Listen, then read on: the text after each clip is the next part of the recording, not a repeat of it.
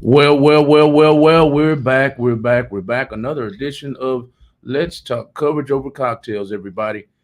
We're going to get right into this show tonight. We're going to talk about life insurance with our host tonight. We've got beautiful Joyce and we've got Veronica in the building. Hopefully, we'll have Denise and Kimberly tuning in soon. How's it going, ladies? Great, great. Happy New Year, Malcolm. Happy New Year, Veronica. Happy New Year. And Happy New Year to all of you out there who are watching us tonight. So, like I said, I want to wish everybody out there a Happy New Year. It's 2024. So tonight, everyone, our topic of conversation is going to be the insurance business, what we do as insurance agents. So, I'm here with Veronica, my wonderful, fabulous panelist, and hopefully Denise Kinder and Kimberly Hollis Hutchison from Palestine will be able to join us later on in the program. I know they've got some family things going on tonight, so and Barbara as well. So, Veronica, so what we do? We sell insurance. We protect families all day, all night, every day, 24/7. 24/7. That's a job within itself. Exactly. Just being available, when we get those phone calls, those unexpected phone calls in the middle of the night or even during the daytime, where someone has lost a family member. So tonight, everyone, we want you to sit back, get your favorite beverage, sit back, cocktail. Yeah, cocktail. We have ours here on the show. What we call some rose and some, I don't know, lime and everything. But it's really delicious. It's good. So we want you guys just to sit back and sip on your favorite beverage, as we want to be able to bring you tonight into our world, the world and the life that we have as insurance agents. Right. So tonight we're going to be informing you as to what our day-to-day activities look like as an agent, the world where we have those, those conversations with loved ones that are often uncomfortable. And for us as an agent, it's uncomfortable, just sitting there having to speak with that family about obtaining life insurance, or even if it's during the time where they've lost a loved one. Right. So it's those uncomfortable conversations that we always say are necessary. Unnecessary, but uncomfortable. Oh, yeah. And maybe, if somebody can get something out of what we're talking about, and maybe even want to join us in what we're doing, because we definitely want to make coverage contagious. We want to get the information out there, not just the blacks, not the whites, to every nationality, every race, every creed. I mean, we have no certain person that we're looking for. Absolutely. We want everyone to have coverage. We're tired of seeing the Facebook posts where people are trying to do GoFundMes. We're tired of the fish fries, the barbecue dinners. I mean, you name it, people are doing it because there's a lack of coverage, or not just the lack of coverage, but sometimes people just don't have enough coverage. They have, they have mediocre coverage that only pays a bare minimum. So we definitely want to get the information out there. We want to tell you what we do, how we do it. We want to educate the public. Right. And a lot of times people think that they have the coverage, and they don't have the coverage that they thought they had, because again, they didn't read the policy. Yeah. They said one thing, and possibly, in the process of signing up, they wanted a certain amount, or they even inquired about different amounts. And at the same time, they didn't get what they thought they wanted. Yeah. And then they didn't know, some of them didn't know that their policy ends at a certain point. So they've had a loved one that dies at age 65, and hold on, we thought we had coverage, and they found out they had a term policy that ended at age 64. So it's educate. And if you have policies that you currently have, give us the opportunity to look that policy over for you, because it may not be the policy that you thought you had. Exactly. A lot of people don't do, and we do it for free. Right. We're not going to charge you anything to come and do a policy review at any given point. It's something that we do because we want to ensure that you have the right policy in place in the event of an untimely death of a family member, because if you're a husband or a wife and that does happen to either one of you and you have children, you still have to keep living. You do. You still have to be able to provide for that family. So that's what we do. Again, we do the policy reviews for free. We're not charging anybody anything. No. We can do it either by phone. We can do a Zoom call with you in person. You can even upload the documents and email them. Absolutely. Email them to us, and we will definitely look over the policy. Absolutely. Because we have the different types of policies. People don't understand that. Growing up for myself, the only thing I ever knew about was term. Yeah. Term policies. I'm 63. Just think about if I had not known better. They always say, to do better, you got to know better. Next year, your policy my policy would have been up. Something, God forbid, something had happened. And I turned 64 next year in October. My policy expired. My family be looking at like, go take that to the funeral home or something. They were like, your wife didn't have no insurance. So that's why it's so important that we learn about insurance and the importance of having it. Yes. So you out there listening audience, if you have family members and friends, like and share this program. Better yet, call them up and ask them to get on, because this is some valuable, important information that we're giving out to you guys tonight. So for free again. And old saying is free is always good. Yes, we are giving you most of the time anyway. Free. You don't have to go take a course. We're giving you all the information. So we definitely want you to tune in every Friday night from 8:30 p.m. to 10:30 p.m. Central Standard Time. We don't just do policies here in Houston. We do policies all over, in different states. So, feel free to, let your loved ones know that's in Atlanta and Nebraska, Connecticut, wherever. New York. Yeah, let them know, hey, California. We got these ladies online that's selling insurance that want to educate us for free. And we don't have to sign up for anything. We just got to listen in so we can find out more and more about what's important. Absolutely. You don't have that. You don't have to have that difficult conversation in house with family. You can have it with us. Right. And we are in 49 states? Yeah. 49 states. So we can help you. We take a plane too. Yeah. We can take a plane. You want to gather up all your family members and get them in one absolutely. Get them in one place, and hey, we will, what's the saying? What's the show? Something will travel. We will travel. Oh yeah. We will come to where you guys are. So again, our mission is to protect families, not just more families, but more kinds of families that are all ages, nationalities, again, that's in all kinds of occupations, including people who haven't thought about, in life insurance before, people who think that they don't qualify for insurance, because there's something out there for everybody. Even if if you feel like you've aged out and all I want is a burial policy, you even have that. Yeah. So call us, talk to us. Don't be afraid to have this conversation. Like I said, you don't have to have it in-house with your family. Call us. We are more than willing to educate you about, whatever is available for you. Right. And we work with 25 different carriers. Mm-hmm. So again, we can figure out, based upon what your financial situation is and what you can afford on a monthly base, we can basically, find something with one of those companies that will be beneficial to you and your family. Also, take under consideration too, the policy that you do get or would get depends a lot on your health and your age as well.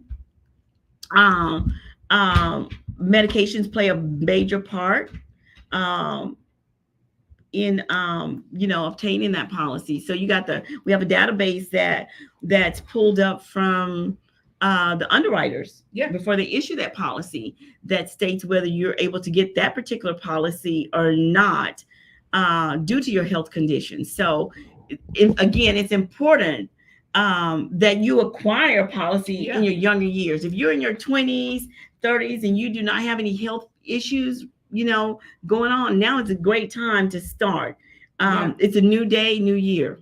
And then even if you do have those health issues, don't be ashamed of what you have going on. Don't not tell us what kind of Oh, medication please, you're taking, please because tell us the they truth. have a system that has the capabilities of pulling up every medication that you've ever taken. Mhm, So, mhm. be honest, so that you can, underwriting doesn't, You have you to know, page 6. so that You have to page underwriting 6. doesn't, go through everything with a fine tooth comb on you. Because if there's no red flags, then, we can go ahead and push forward. But if there's red flags, they're going to keep asking for more and more information. So, it's important to be honest. So again, this doesn't have anything to do with age, color, creed. Like we have policies for everybody. It doesn't matter what occupation you're in. We definitely want to inform you of what's available for you. And again, we don't care what color you are, what nationality you are. We don't discriminate when it comes to getting a policy. We want everybody to get a policy. We just don't care as long as you have one. Because I tell you what, when I wake up in the mornings and I'm lying in bed reading the news, it's always someone who's gotten killed, car accident, and families cannot afford to bury their loved ones. They're setting up GoFundMe's. Yeah. And then again, they don't understand that you're setting up these GoFundMe's and you don't reach that goal, you do not even get that GoFundMe money that's already that's collected. It goes back to everyone that sends that money. Not only that, GoFundMe's take a portion of the fees. Yeah. So just say, for instance, you reach $6,000 and that's your goal is $6,000. You have to understand, GoFundMe gonna take their fee out of that $6,000, and again, you still haven't met your goal. So that money is gonna go back to the recipient, the participants who sent that money to you. So this is one way that we can prevent having to deal with the GoFundMe's or doing the barbecue plates. In raising money, selling pies and cakes and things like that for our loved ones. So again, it's so very important that you obtain, life insurance. We have different types, Yeah, I mean, no one knows when they're going to leave this earth. No, we can't sit there and say, what, on February 1st, 2045, that's the day I'm going to close my eyes and not wake up. It doesn't work like that, people. No. It could happen today, it can happen tomorrow, it can happen next week, next year, whatever the case may be. You have to plan ahead of time for the unexpected, because even biblically, it tells us to leave our loved ones an inheritance. It does. So why leave them with debt? You're going to stress them out. You live a stressful life as it was. You were stressing, saying, "Oh, I'm tired of paying this mortgage. I'm tired of paying this note." But then when you close your eyes unexpectedly and didn't plan ahead, now that debt is now transferred to your loved ones, and they're sitting there mad as hell at you because you didn't take the time to get some coverage. Right, to carry on, to pay for those bills, to pay off those bills that you have acquired in your days of living. Look, they wanted that luxury car. Right, that car will go back. You was fine with a Pinto. Right, exactly. So again, that's what happens a lot of times, is that when someone leaves us, they leave their debt, on the family, the kids, pretty much say the kids, because I don't think none of my cousins gonna pay no bills for me. Yeah. So, and it's what I'm saying? My kids, but my cousins and stuff, they don't give up money to try and pay my debts that I've acquired, because they probably think I'm living above my means anyway when I was living. Exactly. I'm talking about me now. Exactly. But seriously, again, those living, that whole life policy. The whole life policy covers living benefit, death benefits, and it has cash value. Oh yeah. So that's the best one that I always recommend. Listen, if they told me I had to pay $400 more to have that whole policy, I'm gonna pay $400 more. I know it's not that much more expensive, but if that was the only way I can get it, and I knew that this living benefit policy will cover me in case of a terminal illness or whatever the case may be, I can pull cash out if I lose my job, I can pay my mortgage and things like that. It gives me protection. I'm gonna pay it. Right. It's necessary. And that's what it's basically for. You go out there and you get into a car accident or something like that, and you cannot, go back to work for a while. There's money there that will continue to pay your bills while, you're not able to work. You know what I'm saying? Yeah. There's money there that in the time of an event, we may have to have car repairs, major car repairs. That's what that money is out there for. You can't pay your mortgage, that's what that money is there for.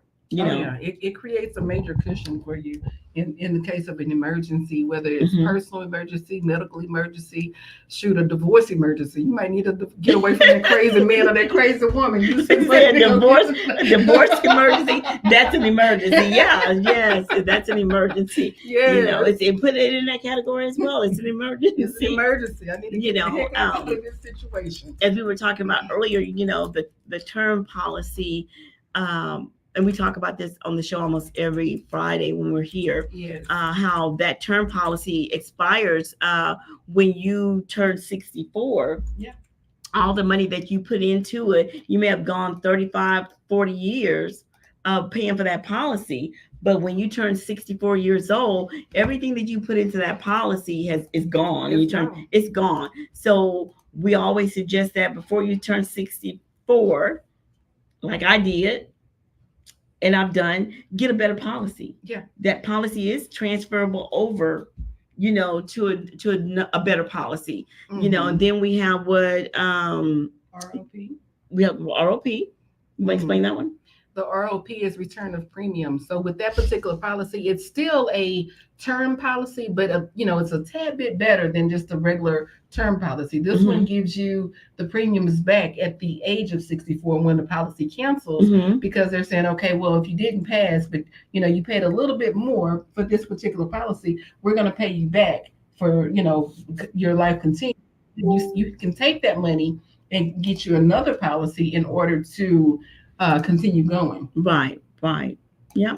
And the whole life policy, as I said earlier, that you have living benefits, death benefits, and cash value, which is the better one. I always suggest that if you can. And then you have those policies, we have those riders for children. Oh, yeah. Definitely. There's riders for kids. Grandparents are able to obtain a policy on grandchildren with just their name and date of birth, no social needed. There's policies that'll even pay for college funds. Yes, absolutely. So, absolutely. And that's something that's major to me, in that I have children. So if something happens to me, I want them to be able to still, have opportunity to go to college. Right. I wish I thought about that when my younger days. My kids, and, again, that boils down to reading. Yes. Learning what we were taught and what we were not taught. And up in the African American community, we're not taught about that. Oh, no. We're not taught about financial services in any way whatsoever, because our parents just know what they knew from their parents, and it's like you have to come on and break the cycle. Yeah, you do. And this is something I just had this conversation with my 15-year-old today. I told her, I said, I wish that school was more about real life. Instead of teaching history that's not true, teaching math you never use. Exactly. I don't use calculus. I made an A in the class, but I don't use calculus, trigonometry, or any of those other classes. And anything that we do on a daily basis. Yeah, but teach stuff that's real life. Teach about the importance of covering yourself, protecting yourself and your loved ones. It's important. We need this information to be contagious. We need this information to be out there for people to know that you have to do this in order to feel comfortable when you close your eyes. Absolutely. And I tell you what, it's one of the major things that I don't know why they don't make it a requirement in school, financial services, because it's so important, especially in today's society with the Gen Z, X, and millenniums and all that. They know nothing. They don't. They wouldn't know how to do anything when it comes to their life. Oh yeah, they think that their life is social media. They think that they're indispensable. And nowadays, we look back over I can say past the last 15, 20 years, growing up, it was always the older people that were passing, way. Yeah. Now it's a younger generation. Yes. They're passing way before these older ones do. Yes. Their health is poor. I mean, but look how we ate when we were younger. We had a lot of dark green vegetables, baked chicken, whatever. But now it's McDonald's, it's Wendy's, it's Whataburger, whatever the case may be. Chick-fil-A. The food has so many bad things in them, Additives, and they don't understand, hey, you need a home cooked meal, drink more water, go walking. You don't have to drive your vehicle from here to here. You need to walk. Right, But that's true. that's not something that they're accustomed to. They spend more time in front of their computers and on their cell phones. Right. So that's what we're here to do. We're here to help you grow your money, save your money. Yes. Make sure your money is in a safe place. So people don't understand also that insurance can be your bank. Yes, it can.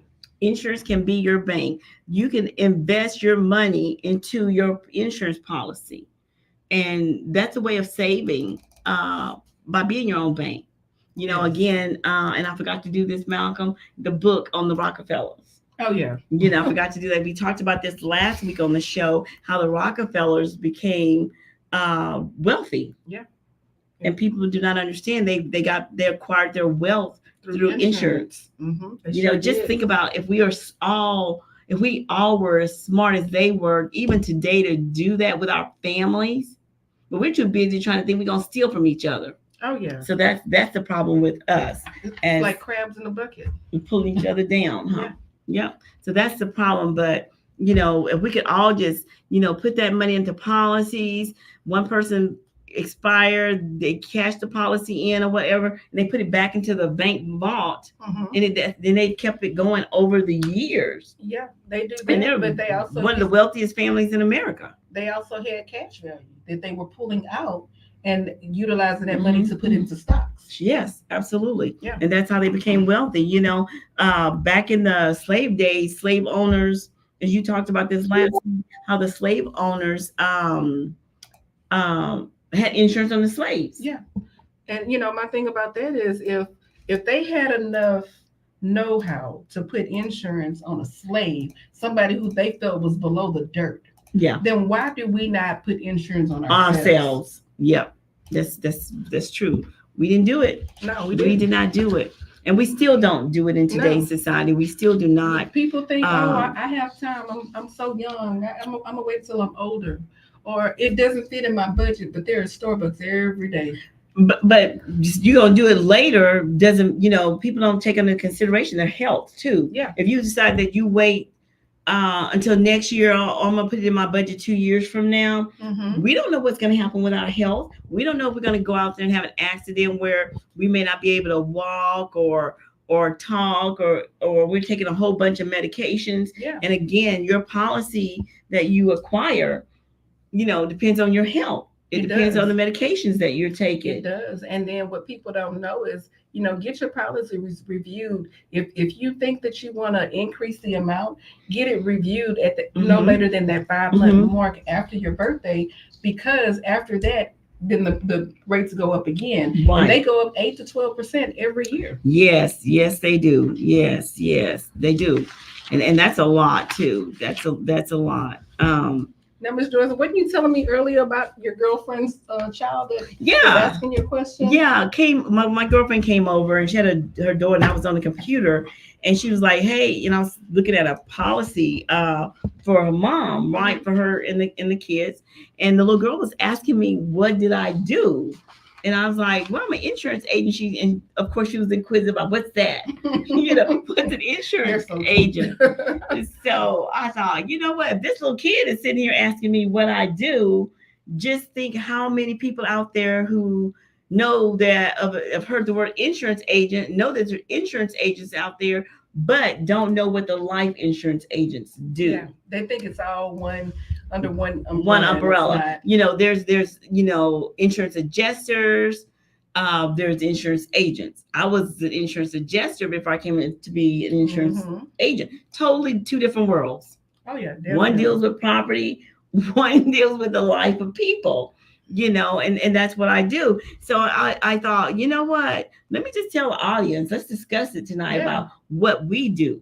Yeah. What our daily activities consist of, what our world looks like as an insurance agent. Again, we have those uncomfortable conversations with husbands and wives, or with kids. When it comes to one of their mom or dad's passing, Right. because we have to go in and find that to see if that policy is still active and let them know this is the amount of that policy. Yeah. And a lot of times, sometimes the policy may be active, sometimes that policy may not be active. But again, it's those uncomfortable conversations. And it gets a little uncomfortable because sometimes the parents don't want the kids to know upon the policy how much the amount of the policy is. They want to keep it private. So Yeah. you're sitting there and you may be sitting there asking the mom or the dad questions about how much coverage would they like, and the kid may be walking around. They don't want to tell you. Yeah, because people have been groomed to live in fear. They're scared that, if my child or my children know how much this policy is, they're going to put some poison in my food and I'm going to be off. So, and today you got a lot of kids killing their parents. Yeah, you do. But, I've read about that in the news for insurance purposes, and family members and cousins killing other cousins because they thought they left them a policy. And it's based upon, a lot of this stuff is based upon family member promising, I'm going to leave you in my will. You're my insurance beneficiary or something like that. So this leads to a lot of the craziness that goes on out in the world today. It's going on somewhere as we speak. So somebody sitting around plotting. Somebody plotting on somebody to take that person's life. Just think about, what's the guy name that killed his wife and son? They had a big trial here last year. That was crazy as heck. Yeah, I kind of read about that. Like, he was in debt. He was in debt. Yeah, and he killed his wife and son. But look what he got, life in prison. Talking about the guy in Galveston. No, he was in Mississippi. Okay. Yeah. Well, I think it was another state, but he killed his wife and son in the barn or whatever. You think about those things. How do you do that? How do you kill your son? I can't fathom. How do you kill your wife? Because you're in debt. You owe so many people so much money. But I think a lot of it has to do with the movies. These movies show people doing that, and then people get those ideas in their heads.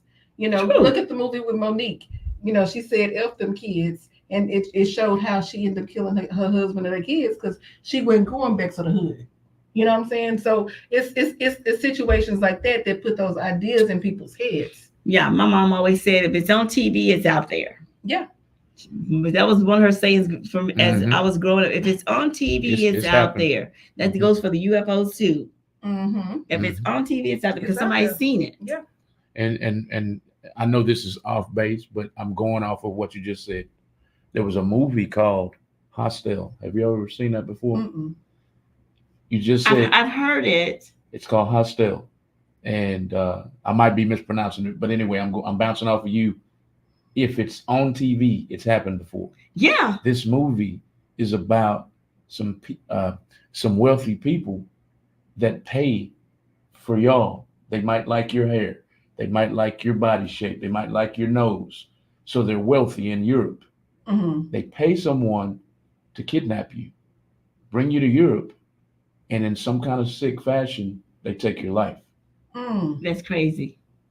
That's happening somewhere? Yeah, of course. Yeah, I'm sure it is. That's crazy. Just think about Jeffrey Dahmer and back in the day, all these people he kidnapped and killed had body parts in jars and stuff. That was the most craziest stuff in my life I've ever heard. Yeah. Yeah. I mean, and then, not only taking it for that, but look at sex trafficking. It's a $1 billion industry. Yes, it is. I was watching the news early this morning, and they were saying that Houston, being the fourth largest city, hub, is, it's more and more people coming up missing. And as a matter of fact, we've been posting on Facebook that my little cousin is missing right now. She's been missing for about 2 or 3 days. So we don't know if it's for sex trafficking. We don't know if it's for somebody, like he's saying, in Europe and snatched her to cut her up or something. But, people have to be ahead of, somebody else's thoughts and protect yourself with the insurance, protect yourself in every aspect of your life. You have to. It's just a crazy world that we're living in. Again, like I said, my mom always said, if it's on TV, it's happened or it's happening somewhere. You know what I'm saying? Right. So that's just one of those crazy things that we have to be aware of our surroundings and things like that. So as us as life insurance agents, we're basically responsible. Our responsibility is to provide, advice. We conduct intermediate services between a client and insurance companies, and we sell life policies that pay out when the life, of the insured person dies. Yeah. So that's what we do. So people think we have a great job of just walking around being insurance. We have a tough job. Because let me tell you, when I call somebody up on the phone, asking them or inquiring if they have insurance or don't think it's all peaches and cream on the side of the phone, because they may have been called by somebody else giving false information. So that makes it bad for us who is really out here trying to help them acquire those policies. So I recall I was working for a company, and my first call to a gentleman was about, it's not I'm not a marketing person, I'm a life insurance person, inquiring about him having a policy. That man cursed me out and told me, I'll call you when I'm ready to buy a policy. Don't you ever call me again. I'm like, all I could say was, okay. Yeah. What can you say?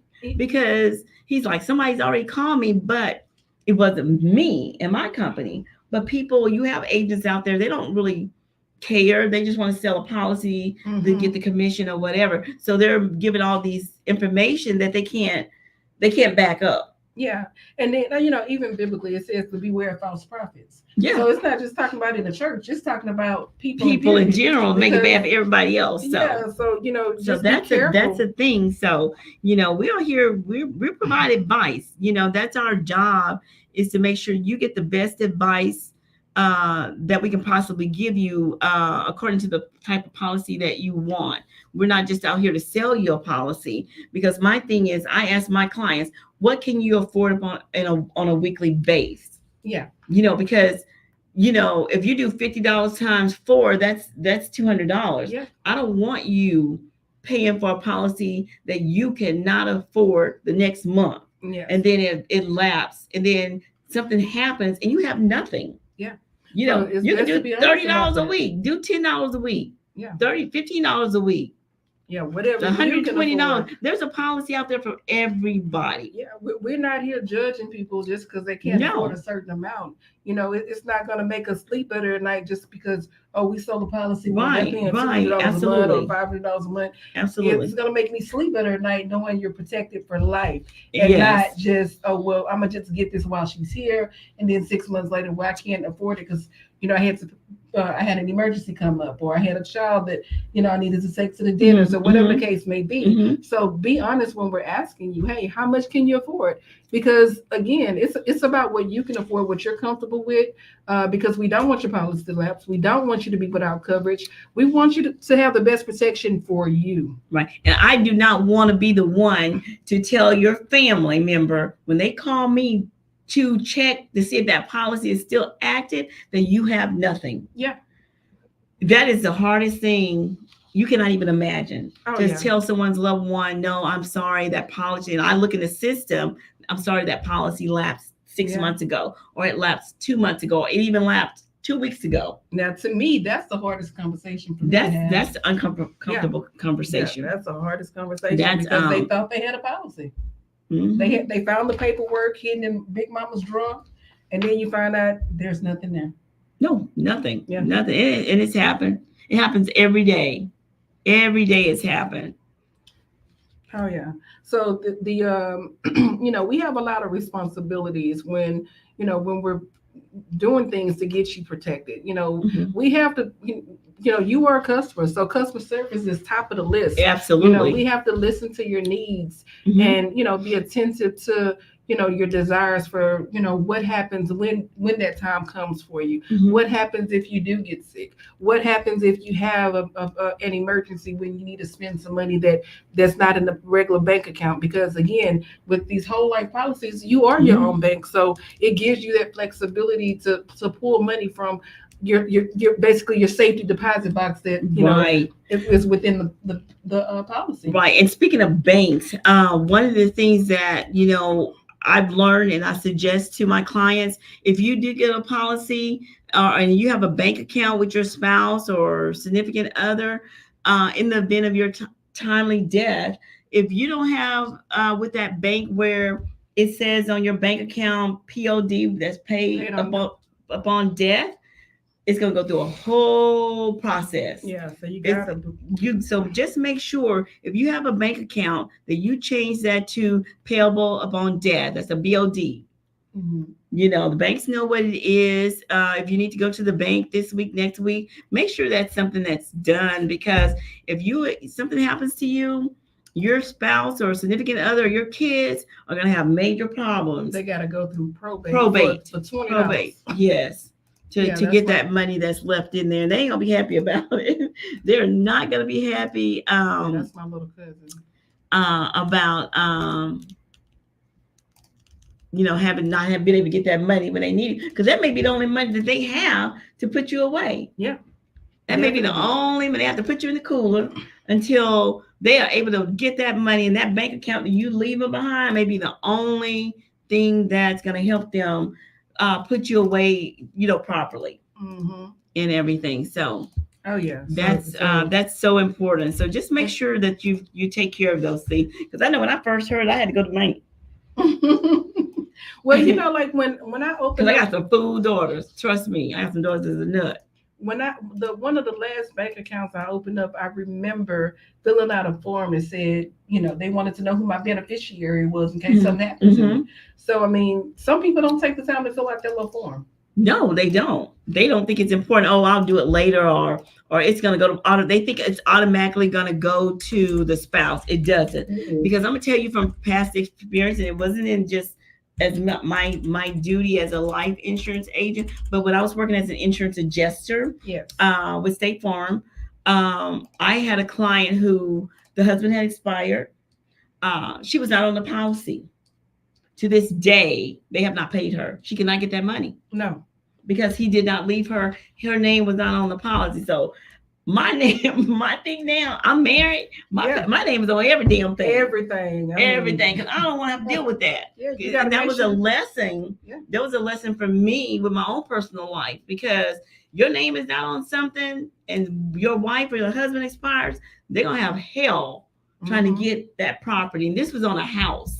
Oh yeah, that damages had occurred through a hurricane, and there was a policy to pay out. She couldn't get anything. So, and I tell you, I kept going back and forth with her attorney, and I would write letters saying I cannot pay her, because that was my duty, was to pay that policy. Yeah, and see, you saw it on the adjuster end. I was the inspector for FEMA, so I got the first part of it.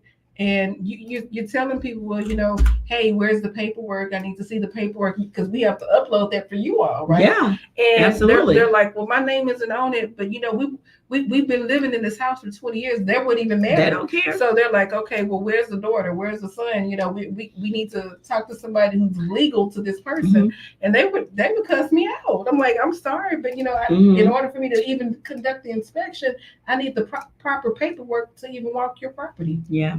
So for us to be successful life insurance agents, guys, we have to provide good, excellent customer service, by maintaining existing, our client base. We have other clients. Also, we have to maintain those clients as well. We have to do follow-ups. We have to do, check to see, their policy reviews at the end of the year. We do a lot more than just go get the policy and that's it. Oh yeah. That's not. We have a database where we have to do active marketing. We do social media marketing, and we have other programs that we deal with on a daily basis. We deal with other carriers. We go to training classes that are offered through other carriers. If you want to be successful, you have to attend these classes. You have to maintain, knowledge. They say knowledge is power. So that's one way of staying powerful, is by getting involved in the different classes that are offered. And a lot of the carriers offer classes for free. Oh, yeah.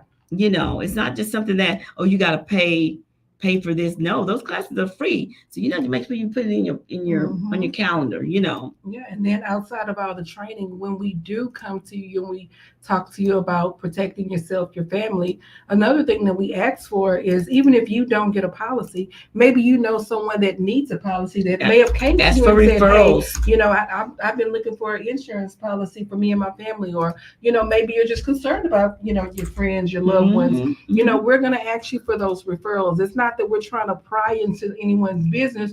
Again, we're trying to make this coverage contagious. We're trying to get it out there. It's not about the money, it's about the mission. So we are trying to educate the world. Right. You're right. That's true. So, our job also, we do needs analysis for every client that we have. We ask, we do that in order to find out, the right products and services to recommend. Yeah. So that's important too. So we're just not just giving our clients anything. Oh yeah. And we can we're giving them based upon the information that we get from them. Yeah, and we can even give you information about, a certain app that you can log into that's going to help you to determine how much you need as well. That's through Dave Ramsey. Yeah, has Dave an Ramsey app, has financial analysis for insurance. Mm-hmm. So, and he's I love Dave Ramsey. Oh yeah, Dave Ramsey he's excellent. Awesome. Yes, Dave Ramsey. I'm a true Dave Ramsey. I'm on the bandwagon when it comes to Dave Ramsey. He's very knowledgeable in a lot of areas. And I just love him. I just love his stuff. So there is, and you can download it from your app store on Google or iPhone. iPhones. Yeah. Mm-hmm. Yeah. So, and then we maintain your records because these are very important documents. mm-hmm. They're electronic files. So and we even come and personally hand you the life policies. Yeah. So your policy is not even live until you pay that first premium. It's not. And a lot of times there's policies out there also that people don't know that the policy, if they're behind on a premium, it will pay a premium, but you don't want to get in the habit of allowing your policy to pay your premium that you didn't pay that month. Right. Then once you get into the habit of doing that, those fees can accumulate. And what you don't understand, that money has to be paid back into the policy. Yeah. So that means you're going to have a double payment the next month or triple payment the next month or whatever. Yeah. But there are policies that do cover your premiums for the month. So I just don't like telling people that, but I tell them. But oh yeah, I mean I just don't like to want anyone get shove in case of emergency. Like you in between jobs. Like with this COVID stuff, right? People lost their jobs and they had to, go file for unemployment maybe for the first time in their lives. So it took a while for that unemployment to kick in, but when it did, everything was great. But during that little lapse time for that particular policy that you're talking about, use that money when you need it, and don't take advantage of it. Don't go crazy and say, well, you know what, I'm not gonna pay another payment for a year. You know what I'm saying? Do it only as needed. Some people do. So yes. So we have a lot of responsibilities. Providing advice to our clients, and we recommend insurance products. Like I said earlier, we have intermediate services. We are the go-to person between the insurance carriers and the clients, because claims. Yeah, because not only that, if you're missing something from your application, that carrier is going to contact me via email or a phone call or whatever, and to inquire about medications possibly, or you may not have put the driver's license, or I may have forgotten to put the driver's license on there before, wrong number or something. So they want to know, they're going to come. So I'm that go-between person. They contact us if you had a colonoscopy. They want to know, well, what was the results? Oh, you then take I have to aspirin. call you and say, hey, can you call your doctor and get the results and send it to me so that I can send it to the carrier? Because a lot of the clients have Medicaid, Medicare now. Rather than just telling them, hey, take an aspirin, the doctor will prescribe the aspirin, because that happened to me. And I'm like, what do you mean? Why? I got to tell why you're taking an aspirin. So I got to call the client up and say, hey, the carrier wants to know why you're taking this aspirin. Are you still taking this aspirin? When did you start, or when did you end? So those are important factors that the underwriters take. They want to know, because that depends on whether you get that policy or not. Oh yeah. I like an aspirin. Oh yeah. Because I thought that was just crazy to me, and then I had to realize that I didn't know, because I asked the carrier why I buy an aspirin, because it's prescribed through the doctor. It could be for blood thinner or anything. I'm like, oh, we just used to take aspirin and that was it. Anacin. Oh yeah. And then we're here to answer any questions in regards to anything, if you're having an issue with something, don't hesitate to ask those questions. There's no such thing as a dumb question. We want to make sure you understand everything. We're going to dot every T, dot every I, cross every T, because we want you to understand. Right. So again, guys, if you're out there looking at this program, like, share, call your family members up and ask them to get on the show. You have questions, call in to the show. Our number is 832 here, 560-2885. Again, that number is 832-560-2885. Call us if you have any questions pertaining to the insurance business. Yeah, and then there's there's plenty of people that's going to be listening to this broadcast that maybe you're looking for an opportunity. Maybe you want to help other people to obtain insurance. Yeah, we are definitely looking for some business partners in this field. We want some go-getters. We want people that wants to make coverage contagious as well, that believes that this product is something that everyone needs. And you don't have to have a degree for this, to hold this position. Just make sure you don't have a criminal background, pretty much. Yeah. So test out. I said we test out and let's get busy. I mean, we'll even help you study for the test. Sure will. We'll help you study for the test. It's an easy test. I passed it on the first try, so. Me too. So it's an easy test. So, Malcolm, were you going to say something? Yes, I have two questions for y'all. Number one, for our listening audience, why is it so important to make life insurance contagious? For number one, there are a lot of people, the world, there's billions of people in the world. A lot of the people out there across this country, I'm just talking about the United States because that's where we're only able to sell. We're excluding, other countries and things like that. The United States has billions of people here, and a lot of these people are not even covered. They are not even covered. So our goal and what we're trying to do is to make coverage contagious. We want everybody to get life insurance. We want to make sure that they make sure that their families are covered in the event of a timely, death, that their families can still live, and the mom or the dad not worry about how they're going to continue to take care of their children or pay that house note or even put food on the table because they have no money. We want to get rid of the GoFundMes and the barbecue fundraisers and things like that. So our goal is to make coverage contagious, not just for African Americans or Hispanics. We want it, or Asian. We want it for everybody. We don't care who you are, what color you are, where you came from, where you're going. You can be a billionaire out there. Hey, we do coverage for y'all too. Y'all need coverage too, because when it comes time for death does not discriminate. Period. No. They don't look at like we as humans do living on this earth about the color of our skin and how pretty we are or how ugly you are. You gonna go. Yeah, and you could be in the wrong place, wrong time. And somebody pulls out a gun and now your life is gone. You were the breadwinner for the family. Yes. And now your wife and children are suffering because of lack of knowledge, lack of know-how, lack of coverage, when all you had to do is give us a call or call any agent that you feel comfortable with signing up with and get some coverage. Right. So we want to help people. We want to help people keep their insurance policies. We want to help people know how to grow their money using the insurance policy. We want to make sure we teach you how to guarantee your money in an insurance policy and protect your family and your money with living benefits, with an insurance policy. And a lot of people don't know that your whole life policy has living benefits. Yeah, and it also has cash value. It has cash value. People don't know that. My second question. Love the conversation tonight. Love it. But I want to make sure it sinks in to the listening audience. Now,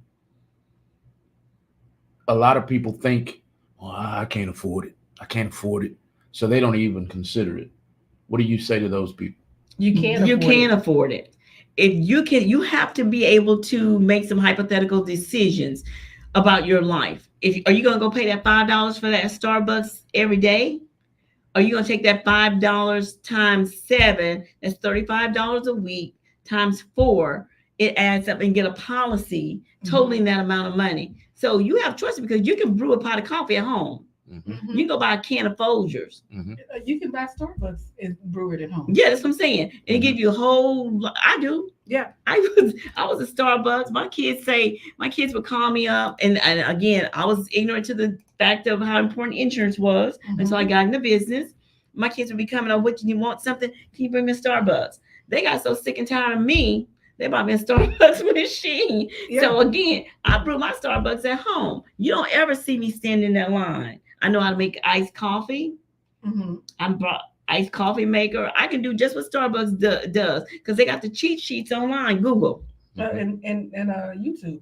I do Frosties from Wendy's. I don't know the last time I bought a Frosty from Wendy's. You make your own Frosties? I make my own Frosties. I can show you how. Yeah, and your recipe. if you think about my it, kids, even the guys, guys spend tons of money on tennis shoes. They get 3-4 Yeah. pairs of tennis shoes. think about the beer. cost of one pair of shoes could be your policy. A year. Yeah. A year's policy. You can get a policy for $30 a month. It may not be a $100,000 policy, but it's enough to make sure that you put away, like, if something happens to you. Yeah.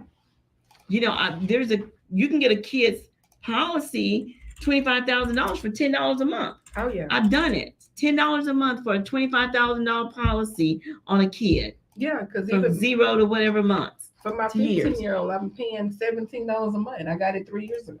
Yeah. So there's something out there for everybody. And what a lot of people don't know is, we as parents, when we put policies on our children, when they get a certain age, you can actually transfer that policy into their name. Sure, absolutely. My grandparents had a policy on one or two of each one of her grandkids, for her kids. So I know my brother was it. I wasn't it. I wasn't the favorite child. I'm too mouthy, but I'm too mouthy. So she didn't have it on me, but she had it on my brother and some of my other cousins and everything. But yeah, and my brother was in his 40s and she cashed that policy. And can you imagine how much money she got from that policy? Yeah. And him being in his 40s. Yes. From when he was born, that was a lot of money. Oh yeah. I can imagine. I can definitely imagine. And all the other grandkids.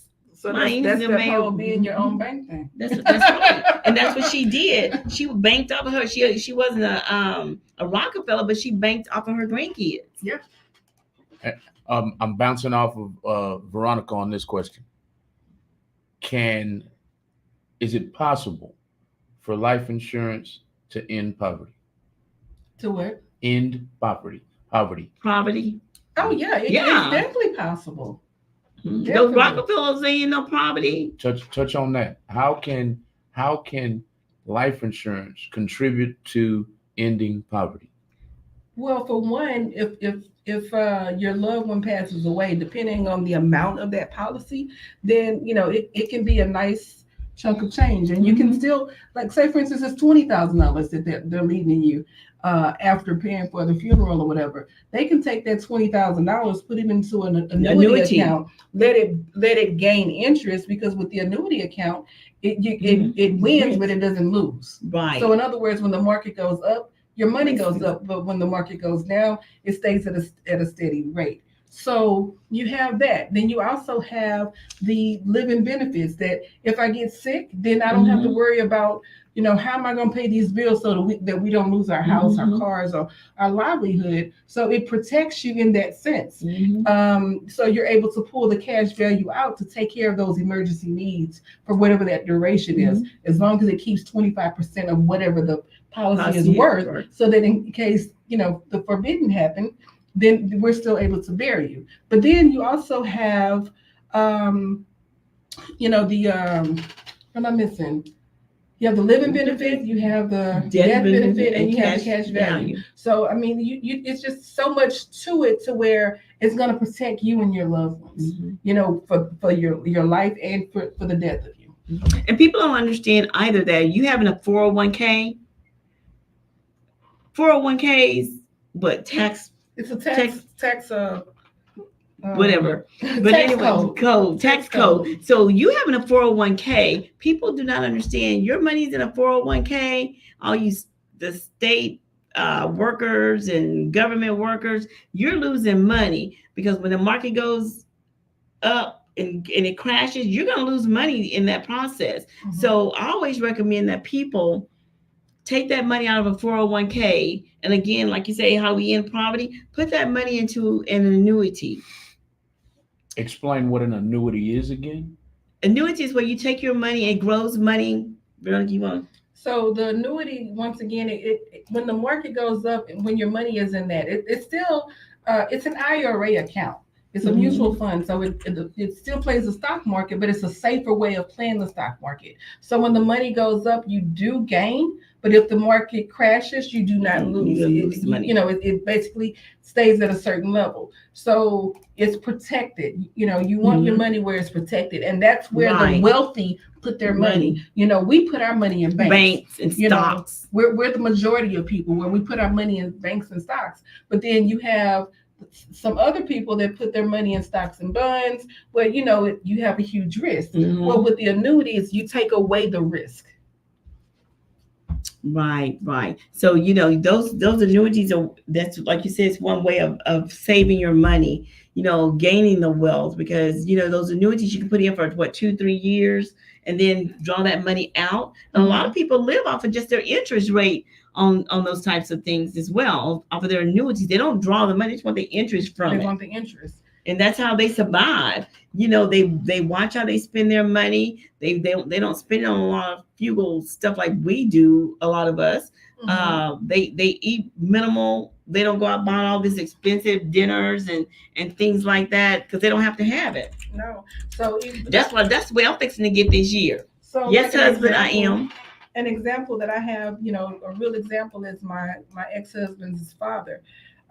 He's from Trinidad. He didn't have a lot of money coming here, but he had his credit. So he would work only if it wasn't too hot outside, he worked. If it's not too cold outside, he worked. But if it's too hot, too cold, he wasn't going to work. But he took the little that he had and he would put it into annuities, and he would take the money from the annuities, the ones he built the money, and he would pay off his house. He would build up again enough to pay off a car, and he got so good at it that he ended up buying warehouses. Wow. He bought more homes, over a 60-year time span. Wow. So, you can create wealth just by the interest that you accrue in these annuities, if depending on how much you have in there. That's true. And you speaking of exes, one of the things I've talked about in the past shows, if you got an ex-wife, ex-husband out there and y'all have kids, baby daddy, baby mama, and you got kids, I always recommend, this is me, having insurance on the ex, because what if something happens and then y'all got small kids together, then you're having to take over that responsibility of having to continue on by taking care of those children. Yeah. So again, get a policy, sit down, talk about it. Again, it's going to be one of those uncomfortable conversations between you and your exes about the policies, Yeah. Because they're going to probably think, why you want insurance on me? You trying to knock me off. It's going to be one of those, again, one of those uncomfortable conversations. But it needs to be done. Yeah, because you think about it, like for guys, women, whoever pays the child support, right? That's 22% of your income. Yes, so more. If that 22% that's coming to the one who has the child, it can help pay rent or help keep clothes on the child's back or keep the food on the table, whatever that 22% pays that's coming out of your check. What happens if something happened to you, God forbid? Yeah. So now you'll be scrambling to try and take care of the children because you haven't been in that position to know how much it costs totally to take care of that child. Children are expensive. Yes, Lord. They're in sports, other activities, and girls are more expensive than boys. Let me tell you. Yeah, especially with this new era of lace front wigs. Let me tell you. That tells somebody that they're expensive. So, get them sit down and talk about it. I myself, she crazy. No, I'm being truthful. This is a fact. It's called insurable interest. Yes, exactly. Make sure that you got insurance where you guys can carry on. It's not being selfish. No. It's not being whatever you may want to call it, but it's being responsible. Well, Ms. Joyce, you even have businesses that's out there that you have business partners. You have Tom and Fred, right? Yeah. And Tom can't make it without Fred if he doesn't run this business together.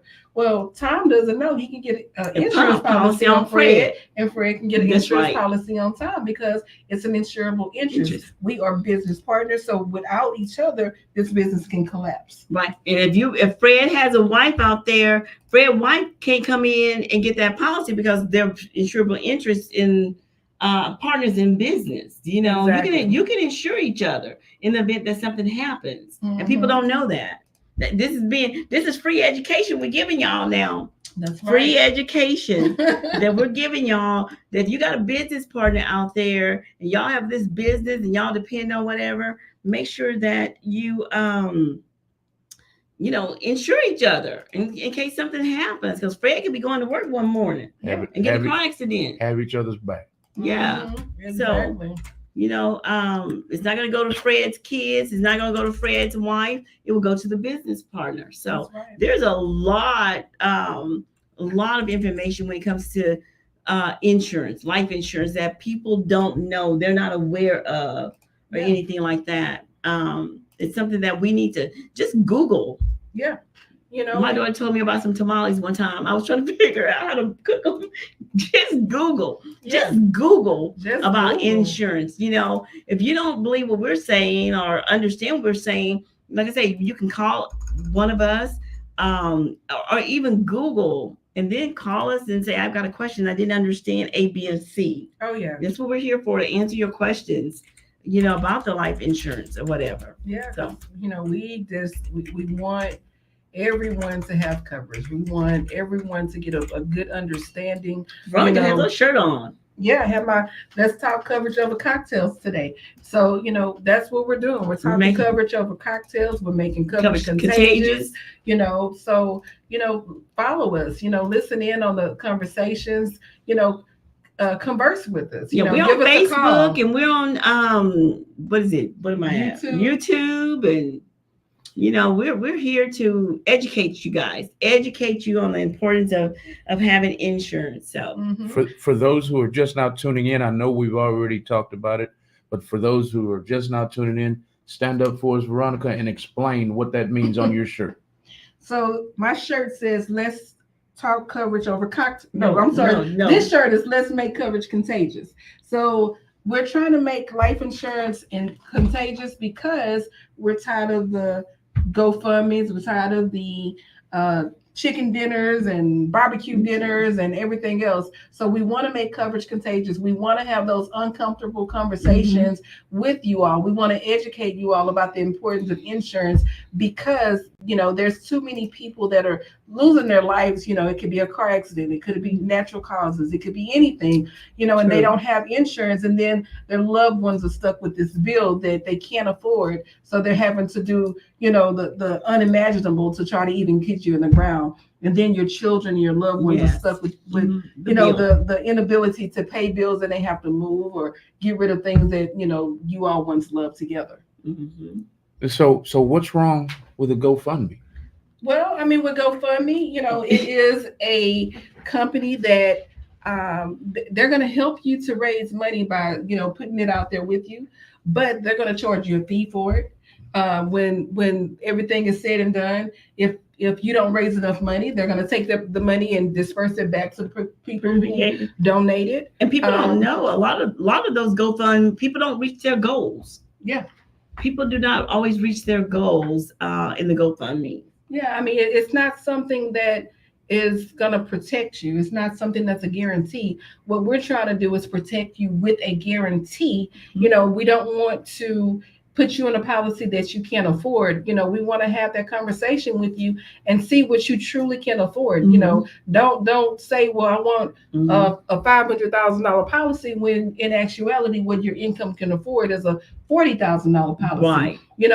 Again, it's better to have some coverage versus no coverage. It's better to start today versus, the fact you want to wait 10 years because you may not be here in 10 years. You may not be here in 10 weeks, let alone because there's too much going on in this world to not protect yourself and your loved ones.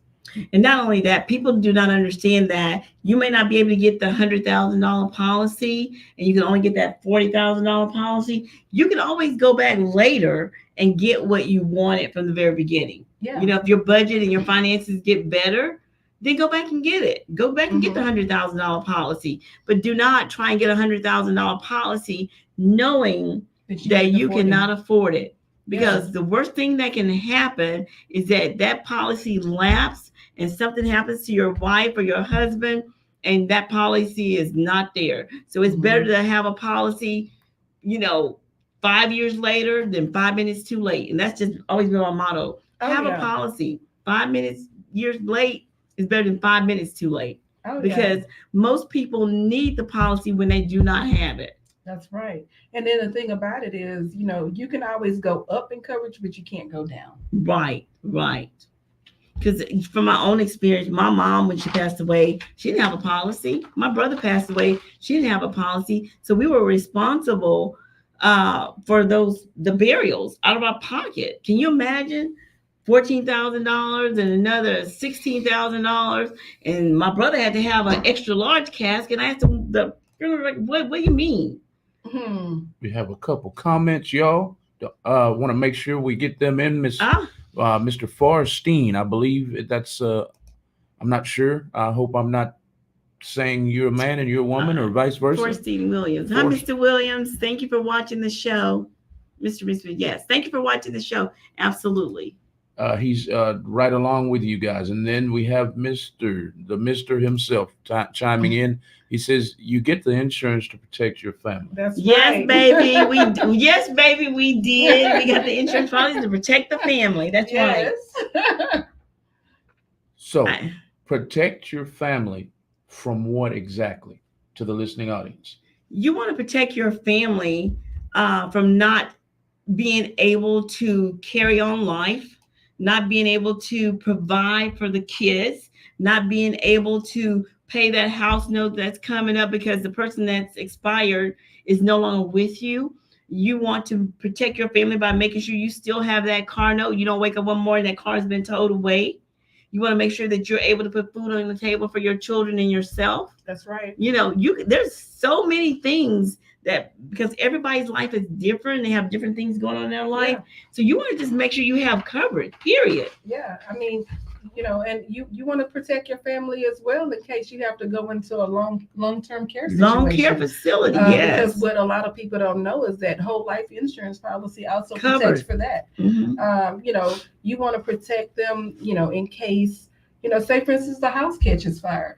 Then yes, you don't have the money to go put money on a new home, or your fire hazard insurance maybe didn't cover the Lord, I left my Christmas lights on. So my Christmas lights on in my house. If you have that whole life policy and it has that cash value, maybe it gives you enough money to go ahead and replace what was damaged or whatever the case may be. But having a cushion, having protection in case of life and death situations. And a lot of people don't know there is what we call mortgage life insurance as well if you have a home. So yes. That's another story for a different day. But there is such thing as mortgage life insurance. Yeah. So when you purchase a home, have that insurance on that house. So in case, again, the death happens, that house is paid for. Right.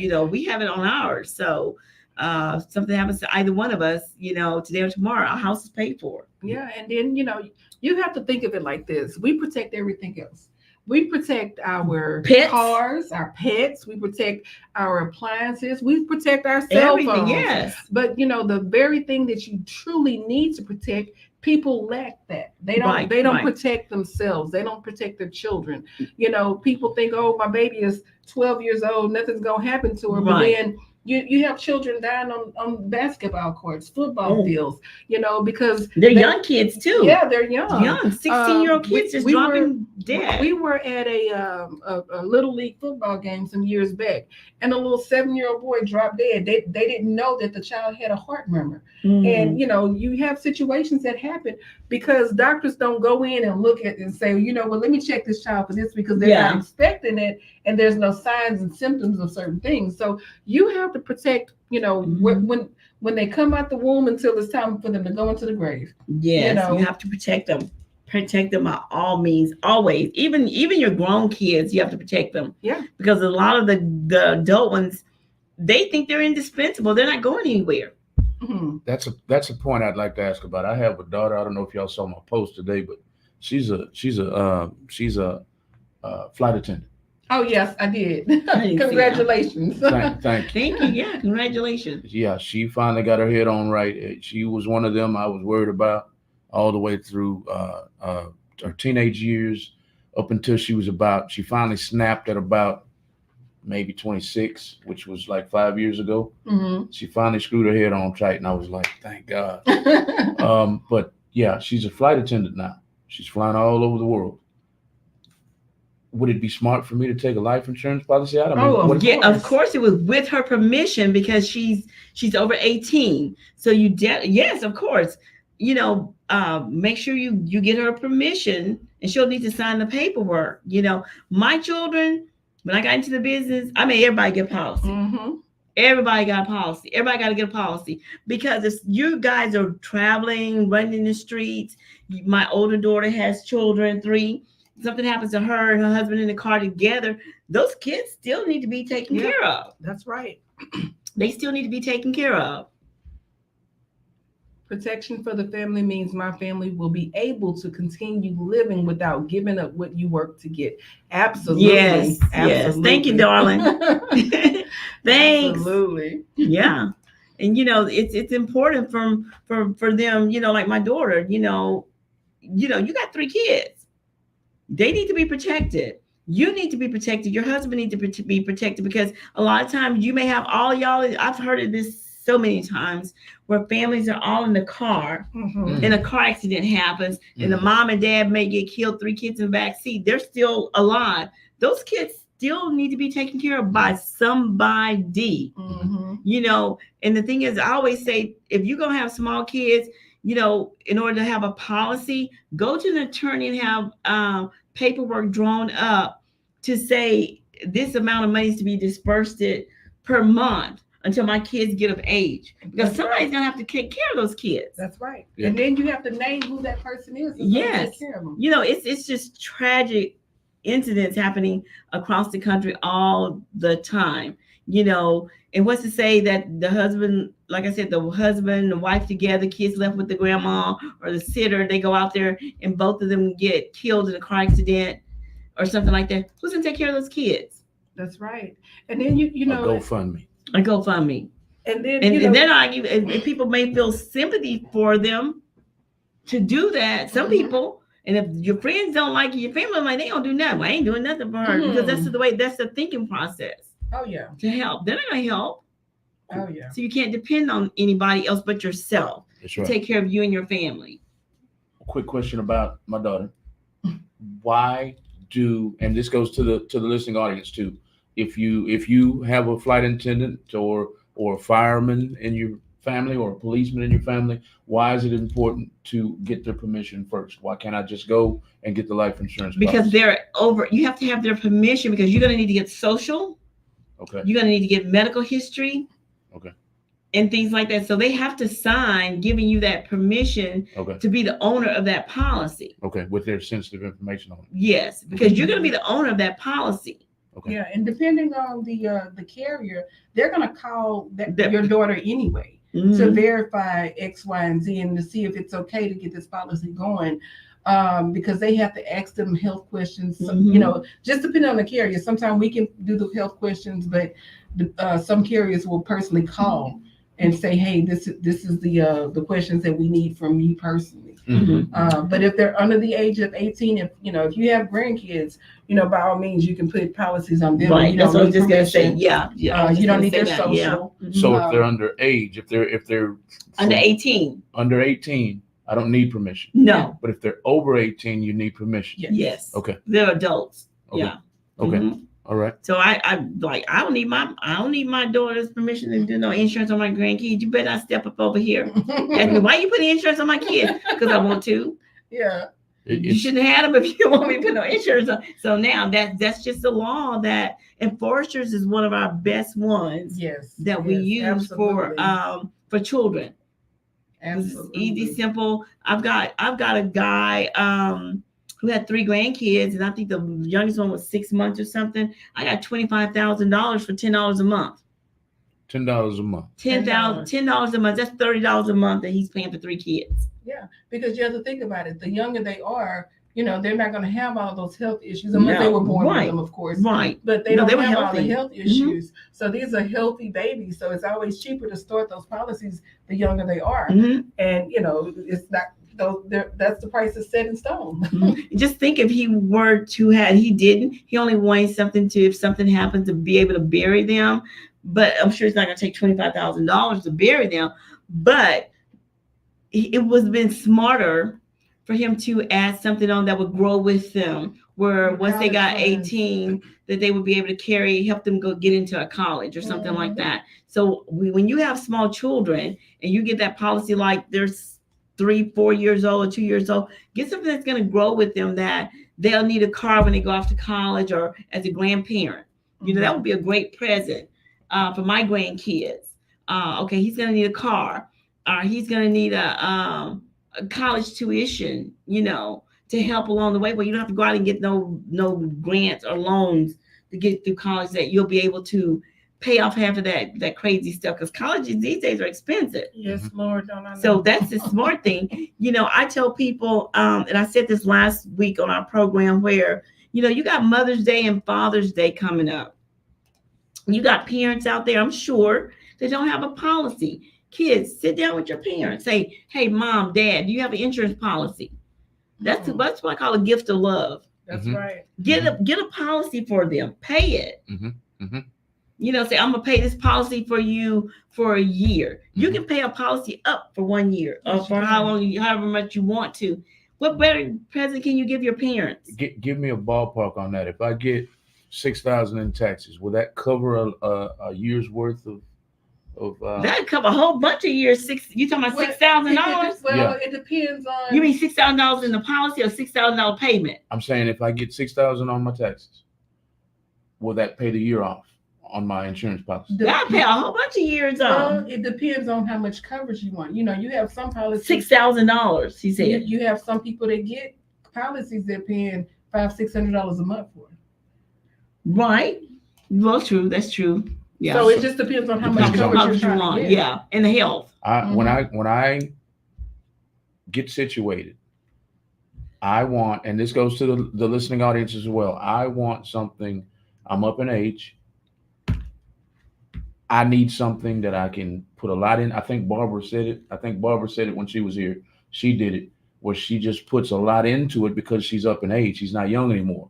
Annuities. So she can. That's an annuity. So if she needed living benefits, she can dig in there. Mm-hmm. That's what I'm interested in. You're interested in an annuity then? Oh yeah. Yes. That's what I'm interested in. Yes, because it's going to grow money as you get older and days go by, years go by, mm-hmm. and then you can take that money out and use it again, as we said, for emergency purposes. So yeah. So I say, if you got a 401k, get that money out of that 401k and put it into an annuity. That's right. So that's your bank right there. You always ask about, how do I be my own bank? That's how you're going to become your own bank, by taking that money out of a 401k while you're losing it. Yes.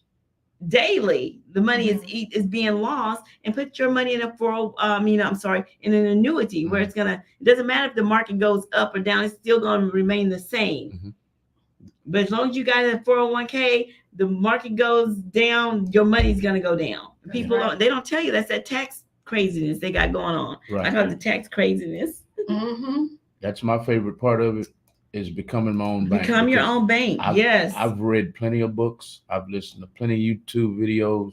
And when I hear them saying, well, I utilized life insurance and I built up, I don't know all the verbiage, but I built up something. I built up a certain amount of money, and I invested in real estate. I invested in stocks. Oh yeah. And I put it back in. That's it. And I'm going, Why don't How are they doing this? and like y'all said, and I'm going back to what y'all said at the beginning of the show. That's the kind of stuff they need to teach in school, not calculus. Absolutely. Come on now. Not I calculus. don't use no calculus. We don't use We calculus. don't use it for what? Right. You never use any of the math that No. you've learned in school, and they'll tell you that. Mhm. You give me 7 steps. When I was in school, I had a 7-step math problem. What the hell? Mhm. To get to one answer. Yeah. You And don't now they're teaching math differently. It's so Crazy. confusing. I You gotta think flunk out. I think I told y'all that story already, but if I didn't, I was teaching my daughter. She's 20. She's about to be 22 in February. But when she was between 14 and a senior, between a freshman and a senior year, she was coming home frustrated with math. Very. And I'm pretty good with math. I went all the way to business algebra, college algebra. I took all that. I stopped at calculus and all. I stopped. But all the way up to algebra, I'm good. So she's coming home. I'm frustrated, Daddy. I don't understand this. I don't understand this. And when she started telling me why she didn't understand it, I understood, because I'm like, that's not hard. Why are you making this hard? That is nothing but simple multiplication. Exactly, but that's not what they want. But she's got a problem this long. And I'm Yes. going, what are you doing? Yes. It's simpler than that. Just 2 times 4, or 3 times 4 and carry. And no, Daddy, they want us to draw it all the way out. And I'm going, that's why Right. you Never to Because use they it. say that if you don't do it the way they're doing it, it's not showing your work. Yeah. So I want people to show their work by putting in for life insurance, because that's showing your work. All the hard work you put in over a lifetime, show your work to your family and say, this is the work I put in, and I That's want to just keep. ridiculous. It's ridiculous. That is why, and let me tell you something. That is why I'm not a dentist today, because the calculus. I hate math, but I can definitely count my money. Okay. Right. But I do not like math. And that was one of the things I said, I either change my major, I'm a flunk. Yeah. And it's just crazy. Then why and how would I use math as a dentist? Makes no sense to me. No. But that's just me. System is set up for us to fail. It is. So yeah, it's crazy. But being your own bank is for you to get that annuity, Malcolm. And then you can become your own bank. You can create your own wealth. It's coming. It's coming. It's coming. Take that. If you want to take that $5,000, $6,000 and stick it into an annuity Let it gain interest, draw the interest off, and keep living. So tell me. I'm not getting ahead of myself, but if I were to do that, how long do I have to wait for it to build so that I can invest it? Was it 3 to 5 years? 3 to 5 years? 3 to 5 years? Mm-hmm. That's not bad. I'll be 60. Yeah, 3 to 5 years. Yeah. It's not bad. We don't recommend you putting it in 1 year and taking it out the next year. No, they say 3 to 5 years. Just leave it alone. Just leave it alone. Just forget about it. Just pretend you don't have it. Do I put anything else on top of it? You can always put money into it. Yeah. Okay. You have people that put $1,000 a month into it. Yeah.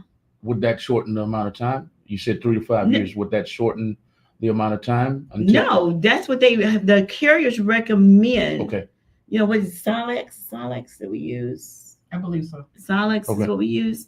Yeah. So they recommend leaving that money there. Don't play around with it, drawing it out, because you're never going to get anywhere. Okay. Taking it out. Purpose. It defeats the purpose of you having the policy if you're going to keep taking the money out every 2 months or every 3 months or every month. Matter of fact, the money is not going to be there when you really, really need to draw it out, because you're pinching.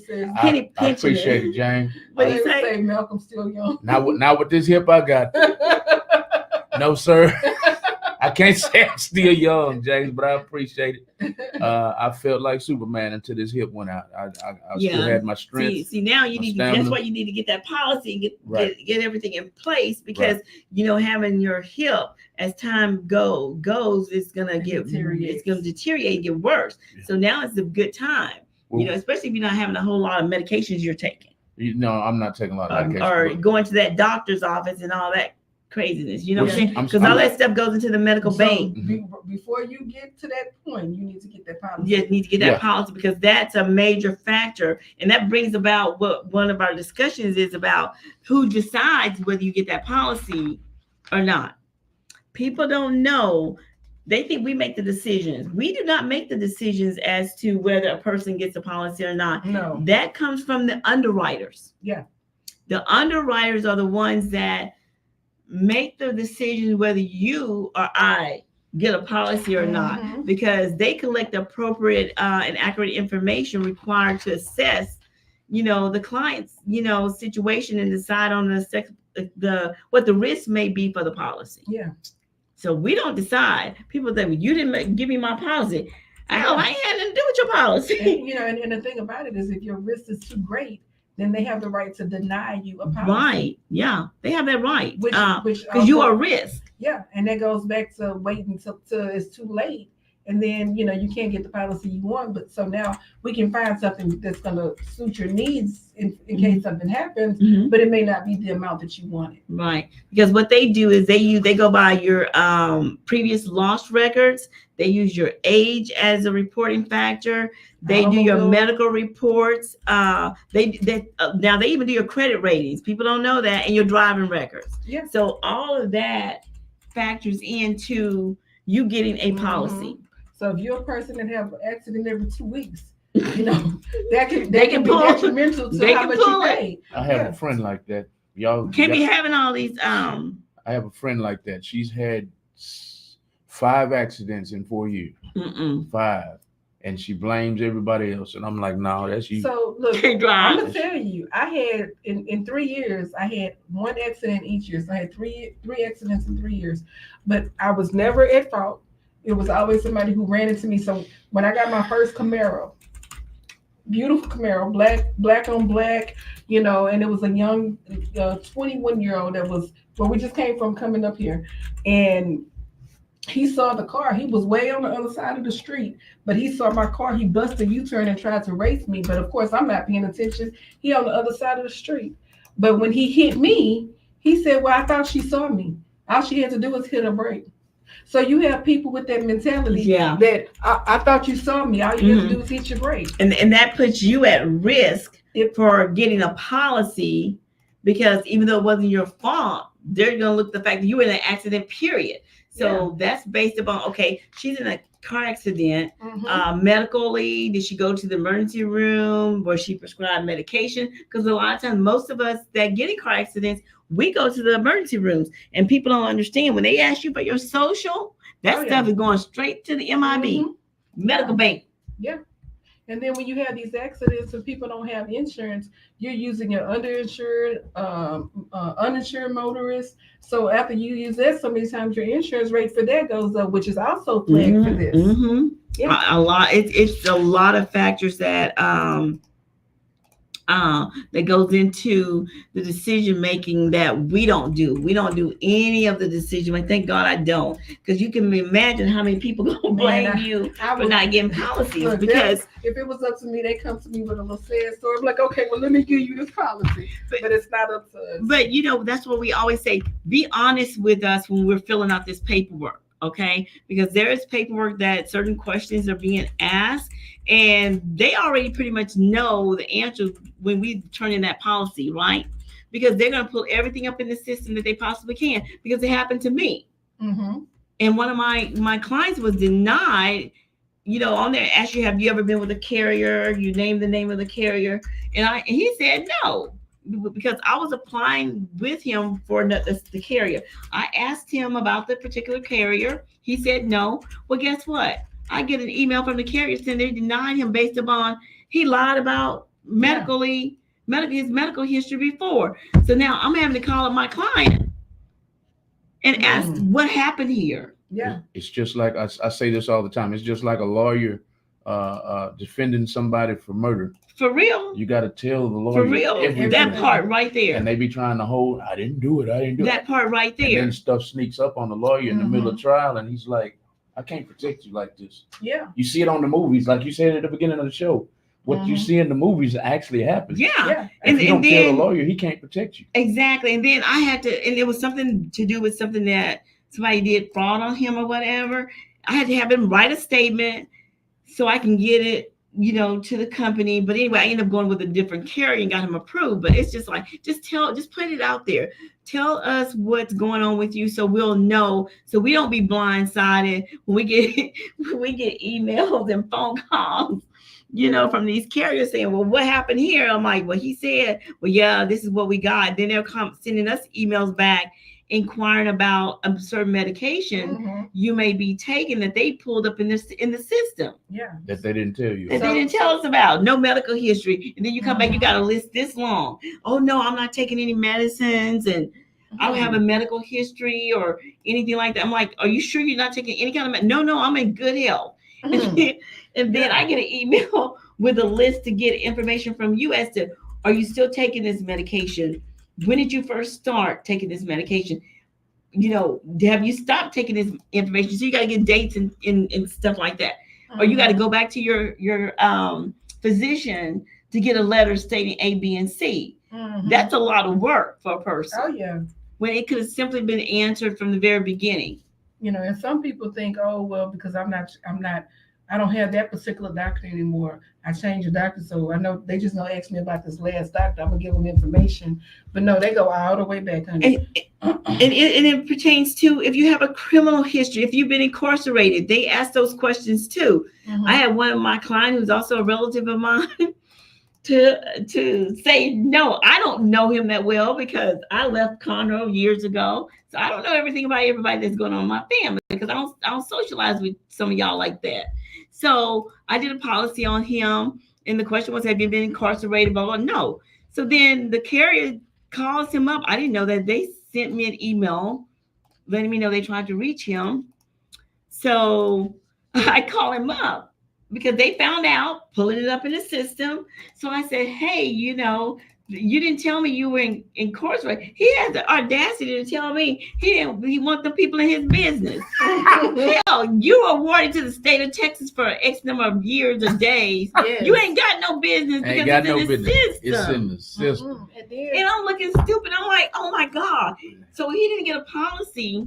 People got the game messed up because he did not get information. He was holding information, didn't want nothing, nobody in his business, he said. Well, guess what? He here in Houston a couple of months later, him and his friend get into a fight. Guess what?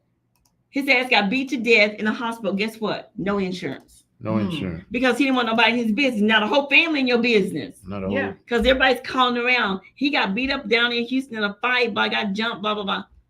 And I'm like, he didn't get a policy. How dumb is that? It's just ignorant that we live that way. But you could have still got the policy. They just wanted to inquire how long. Yes.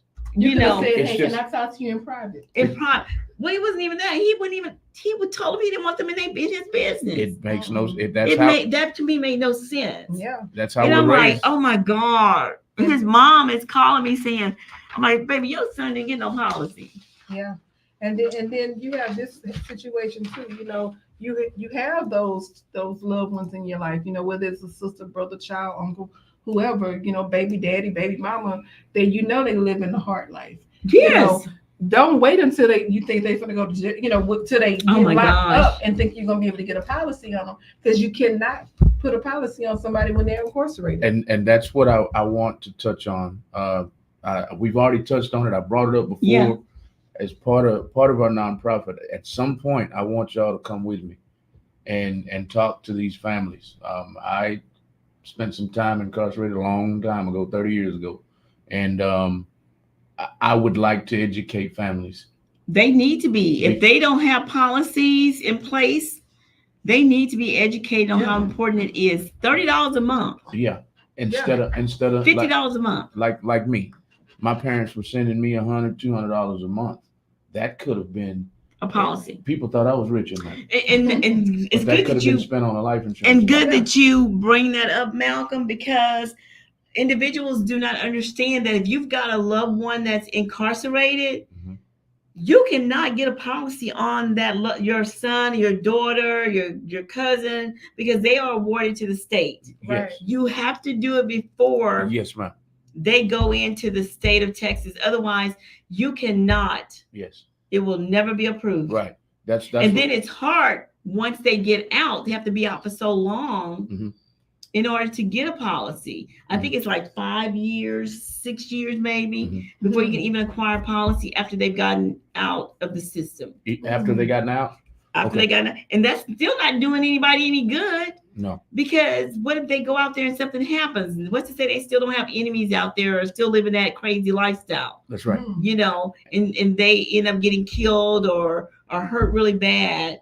The family is still back at square one, taking care of that responsibility for that loved one. That's right. And that's why I want to touch on the youngsters who are 12, 10, 12, 15, 18 years old and talk to the parents that are in juvenile court and say, hey, you need to get some life insurance on them.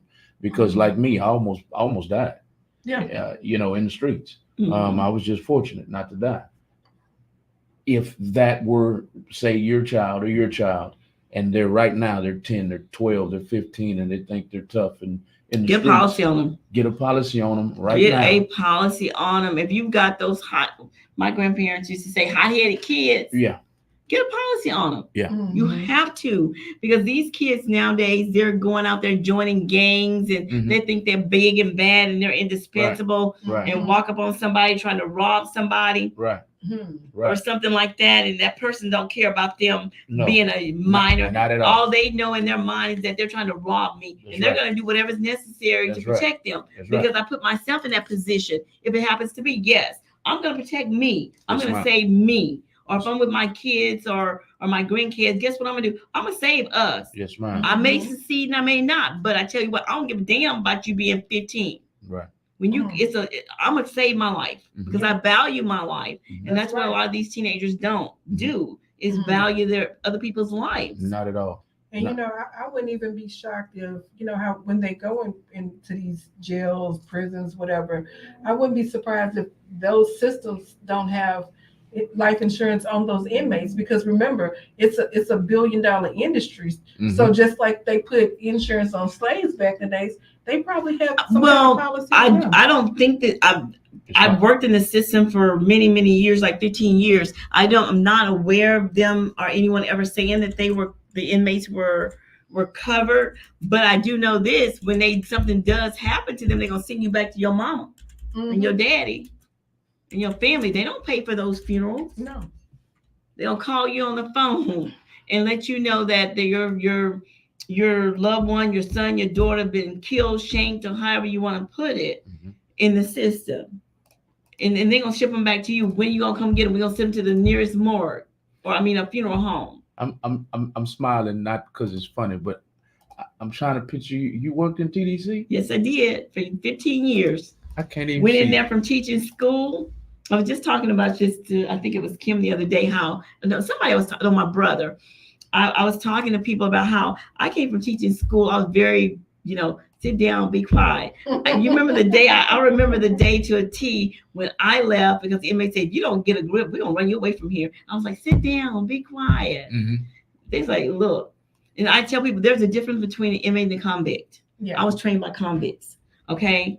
Because the inmates are hot-headed, like we're talking about now. Convicts are mild. They know the system. They know how to work the system. And I thought, I was going through divorce at the time, 3 kids. I'd be damned if I allowed someone to stop me from making money to take care of my family. I went back. I cried 20 miles home driving because it was a whole different world for me. A whole different world, ain't it? Whole different world from what I was accustomed to, being a doctor's wife, being a school teacher, being an entrepreneur, having my own travel agency franchise and things like that. So it was a whole different world for me. And I woke up the next day with a whole different attitude. They started saying, that bitch is crazy. Because I refuse. That's what I say. You can accomplish whatever you want to accomplish. You have to know when to shut it off when you're in that system, though. But what you have to know when you don't bring it home. That's right. Because it has destroyed so many people's lives with their kids and their wives or their husbands, siblings and things like that. But yes, I did. Yes. I was sitting here. I heard you. Yeah. And I'm sitting here visualizing. High security system. I can't see it. I was at Cofield for most of my years, and then I went to high security Estelle. Okay, so you had to flip a switch at some point. Yes. So I worked central control. I knew the system in and out. I got there. I worked in the warden's office, filling in for secretary when they had to leave. I did a lot of different turnkey. Okay. All day long on my feet. Wow. 12-hour days. That's amazing. I'm sitting here looking at you like, I did it, yes. But that's why they say she's just a bitch when she want to be. I can't be, because I learned to be tough. Yeah, you had to either be. survive or you're gonna sink in there. You had to be. So I was in my survival mode. I've seen women cry. I've seen men cry. I cried for one when I first started. After that, it was all over with. Then cry. Yeah. What's that? Yeah. Sit your ass down somewhere and go and say, go to that bedroom and have a seat. You better come up out of here at 7 o'clock when I walk down this road to get that shower. I'm gonna slam that door on you. It's my way. This is my Burger King up in here. It's my Burger King. And I was one of the convicts. I don't mean to change the subject, but I was one of the ladies. I've always been well spoken. So a lot, as you very well know, a lot of guys in there don't know how to communicate. No. So they would use me, not use, but they would be like, I was cool with everybody. Yeah. So they'd be like, hey man, I'm not gonna say what they called me, but hey, can you go ask Miss Schofield to change the TV, because they don't know how to talk. Hey, such and such, you can imagine what I'm calling you. Yeah. Can you change the TV? And I'm going, you ain't never gonna get the TV changed. That thing about being disrespectful. Yeah. That's true. That's all parts of life. Mm-hmm. And like, you can't sit here and eat your ice cream in front of me. You need to give me that. That's confiscated. This ice cream will be hot up in there too. Guess what? I'm gonna sit there and eat your ice cream. Right. I'm gonna teach you a lesson. Right. So you just need to give it up. I've been hiding so much Bluebell up in there until it was ridiculous. Oh my God. Yeah, I know you was telling us how to make a spread. Yeah, I can make a spread. I tell you what, I will not go hungry. I know how to make a spread. Give me some corn chips, tortillas, some jalapeno peppers, and some chili. It's on and popping. It's some noodles, some Roman noodles. I bet you I won't starve. Miss Joyce had me laughing when she was saying how they made cakes and stuff. Yeah, I have a sticker at home. The plastic bag. The plastic bag. I know how to do the cake in the corn chip bag. A trash bag. Yeah. Hello. But that remind me of when Medea goes to jail and that lady comes in there and she said, I got a brownie for my brownie. And Medea looking like, what the heck did she get this brownie from? So, I picture that when you tell me stuff like that. Hey, let me tell you something. Those you have to learn and understand where you are. Like I say, it's a whole different world in there. People don't understand it. I've seen bloodbaths. I've been in the riots in the system. Cofield was rocking and rolling every day. Oh yeah. If you want a good clean sinus cleaning, get in some gas. Some gas, yes, ma'am. When I trained in Beeville, in the military base, I was sitting there and I got pulled by a female captain. She put me in the front. I had no idea what I was doing. My cousin say, you ain't gonna be able to survive in there. You ain't gonna be able to do all that. When she pulled me to the front of the line with about 8 people, I had no idea why she was pulling me. She made me a platoon leader. I was responsible for a whole squad of making sure they walked, because we were on a base on a prison where Conley, down there where all Hispanics are. Oh man, you was in Little Mexico. Yeah, I was in Little Mexico. They would shank you. They would kill you. When she told me I was responsible for my team, making sure they got to the chow hall in the mornings to eat their breakfast for my team that was training. I'm like, what? I had to get up early in the morning, 4 o'clock, training, eating. I ran. I was responsible for making sure people were safe. And I said, where the hell she pulled me out of here for? I didn't know. I thought I was going back home. But that's what she got the littlest person. I don't think I wasn't even as big as I am now. I still was about 95. I was about 120 pounds. Yeah. And I'm like, Lord Jesus. And that was part of that training that I stayed. The mentality of like being responsible for other people's lives. Right. Like I say, I've been, you name it, I've done it. In the prison system. So let me ask you that, since we're on the subject of that and correctional officers. If you were to go back to the system right now, let's pretend like you don't have a policy already. Would it be smart for your spouse, Mr. Schofield, to put life insurance on you because you're working? Absolutely. Okay. You better. Absolutely. Because I tell you what, everybody don't like you. Right. You know what I'm saying? Every offender don't like you. You treat people right. You don't have to worry about that. It's when you don't treat people or the offenders. I call them offenders. I don't like the word inmate.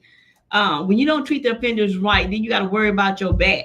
Yes, ma'am. But if you treat the offenders correctly, like they're human beings, because they're already being paid for their crime, and that was my thing. I ain't trying to judge nobody. I'm there to do the job that the state hired me to do. That's right. It's not me to judge you. It's for you to follow the rules that are given to you once you get there from the intake system. You know what I'm saying? So I'm not in there trying to do you wrong, do you dirty, get you in trouble, screw around with you to piss you off or you piss me off. Because if I'm doing my job to the best of my ability and right and treating everybody right, then other inmates gonna watch my back too. That's right. I had that. I didn't worry about nothing. Because you know how many times I was told I was in the way of a gang fight? And they didn't do nothing because I'm standing in the hallway with my coffee at the shower. It's finna go down. When I look at people, see, I already know that because once I see everybody going to showers in their boots. Oh, hell, something finna go down. I know the system. I worked it. When I see everybody walking boots and ain't nobody talking, I'm saying something to you, you acting like I don't exist. Come on now. I know to get out the way. Yeah. Yeah. Please believe me. I'm like, okay, something finna happen. Oh, yeah. Let's get ready for this. You know what I'm saying? But you have to pay attention. Go and put your gas mask on. For real. Okay. Man, I mean, so working in fields like that is definitely important. highly recommended that you get a policy. Because you can be in the way. You can be in the way of any situation that's gonna. One thing I did not like is being locked up in no damn child hall. Right. There's no way in and way out. You ain't going nowhere. It happened. That's right. Like I said, I've been in every situation. I've suited up for the team. Yeah, I've suited up for the team. I hated it. Oh Lord, here we go. Call me off the step. You know, come suit up. I said, damn, I suit up. You know, I done escorted offenders. I've been on medical transportations. I worked central control. I knew every key there was in the system. Oh, yeah. To every gate. And people are like, how's she working here? And you just been here a month or two. Because I know how to carry myself. I'm professional at what I do. Yeah. You know what I'm saying? Yeah, I've seen so many meek and mild people, and now I'm just like, man, what are you doing here? What are you doing here? And I needed a job. Oh yeah, it's a lot of people don't make it. You know, there was last year, a couple of months in a row, you had officers that got killed in there. Now I know you have insurance with your job. Yeah, I deal with the state, but people don't understand when you lose that job, that insurance ends. Yeah. So we recommend people saying, hi, Mr. Stone, how you doing? Thank you for watching the show. You know, yes, exactly. Mr. Stone is also one. He's watching the show from my live. He's from my hometown of Conroe, Texas, as well. He's worked in the system also. And like you said, you know, you respect the offenders, they respect you, and vice versa. So it's all about respect. But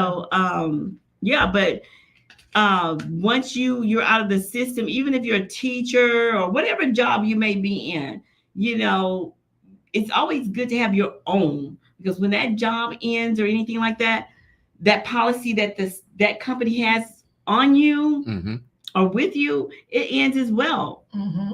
So, and then if they do offer it to you, the money that you're putting in there, the $600 or $700 that you got to pay, they offer you to pay to carry it on. I think I had one with $900 one time. I threw that stuff in the trash so quick. I said, oh, let me just tear this up. Oh, yeah. So you can take, that's a year's policy right there. It is. And then, you know, it's even when I worked in the salon, you know, you see fights break out in the salon. You know, the shop I was at was in Greenspoint, so you had like a wall that divided Guns Point. You had a wall that divided, you know, the stylists, the hairstylists from the barbers, and on the barber side, you know, they're talking about sports, and you know, one thing led to another, and next thing you know, they're arguing. I went and hid in the bathroom because, you know, somebody pulled out a gun.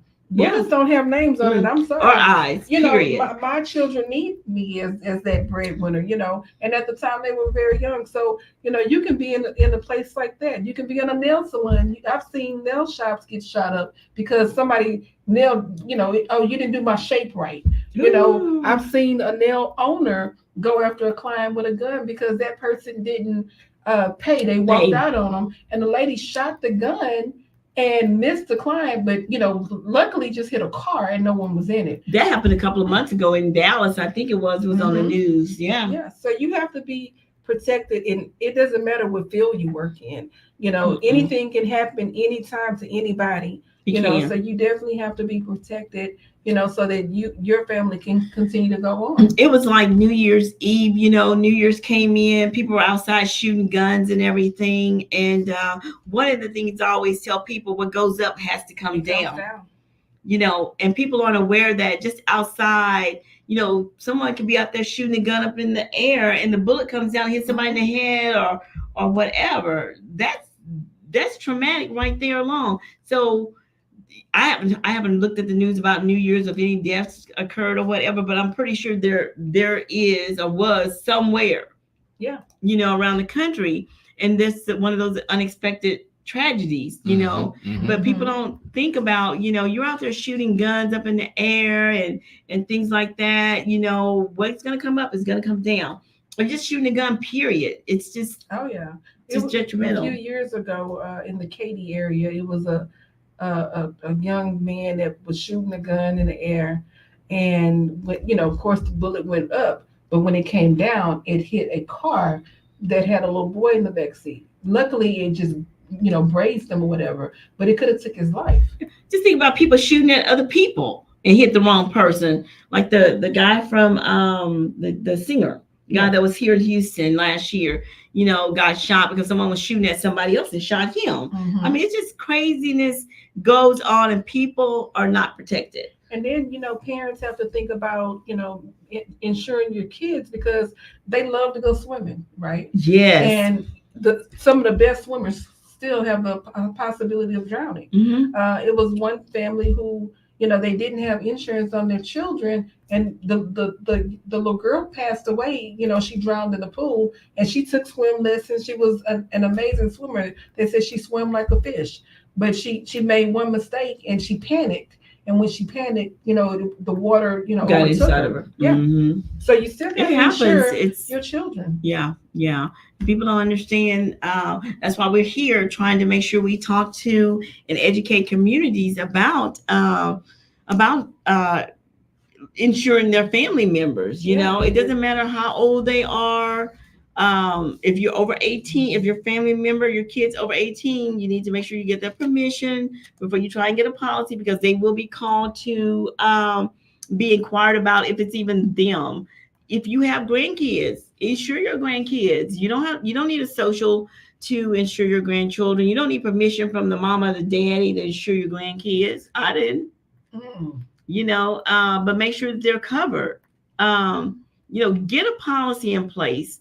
Get a policy in place just for the fact that we never know what tomorrow's going to bring. Oh, yeah. You know, we don't know what's going to happen. Yeah. And, you know, you never know what's going to happen, like Ms. Joyce said, but having that whole life insurance policy is going to protect you in case of an emergency, in case of a long-term illness, in case of, you know, you get fired from your job and you need to pull some money to pay, you know, maybe your mortgage for a couple of months or something. You have that protection in life and in death. You have protection. Yes. So one thing is guaranteed: we're gonna die at some point in time. Everybody's gonna die at some point in time, and that's a guarantee. So we need to guarantee that we have our families protected. We need to guarantee that we have our families covered in the event of some type of untimely death. It doesn't matter. It can be a freak accident all the time. You know, what's to say that you're going to make it from point A to point B without getting in a car accident? Oh, yeah. You know, we get on these, we go to these fairs and these carnivals and things the last year or so. All I've noticed is people having accidents, dying from being on a Ferris wheel Mm-hmm. All I go to carnivals for anyway. I'm gonna tell y'all now, I ain't getting no cake. crap. I want the funnel cake. That's all I want, my funnel cake. Man. I don't care about no rides. And I may play those little crazy games or whatever, but as far as getting on something, gonna be turning me around and flipping me upside down, Girl, it is not happening. You could care less, huh? I care less. I'm gonna walk around, laugh at people, Mm-hmm. and get my funnel cake and be walking and eating.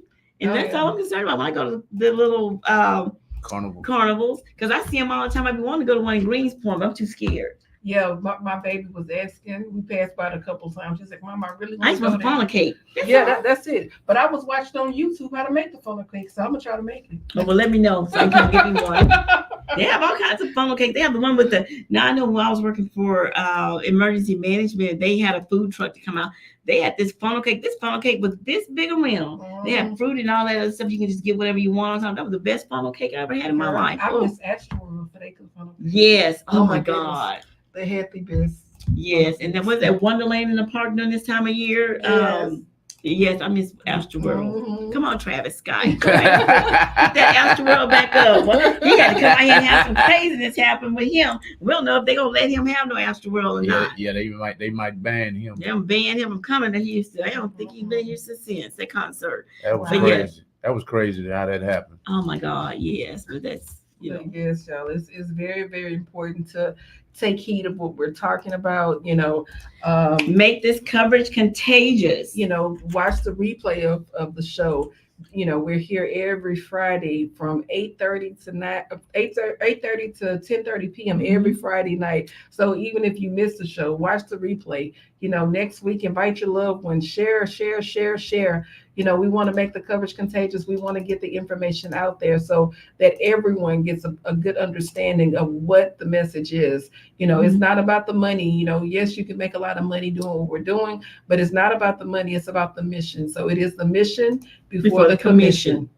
That's right. And we're hiring y'all. If anybody's interested out there that's watching, know someone, or you're interested in getting into the insurance business, we're looking for business partners also. So you can call me. My number is 281-814-7332. And Veronica? My phone number is 832-655-1698.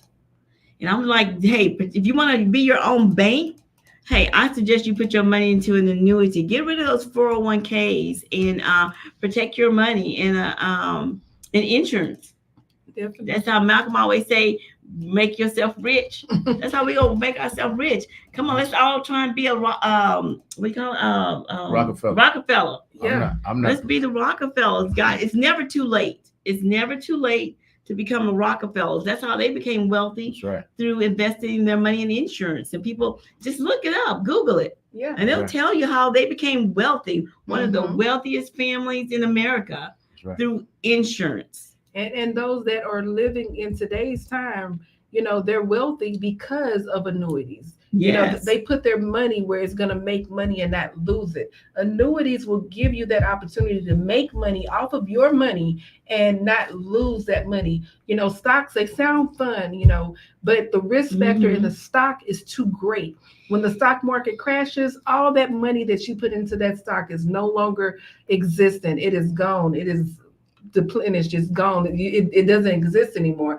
But when you put it into an annuity, you protect yourself, you protect your money, and it continues to grow. When the market crashes, it stays at a standstill. So you are truly protected. You are becoming your own bank, and you are building wealth that you can leave as to your beneficiaries or whatever. That money doesn't have to go to the state or whatever. Right. Even if it's a bank account, make sure you have a beneficiary on your bank account, because if you pass, your loved ones cannot get that money without going to probate. So POD, payable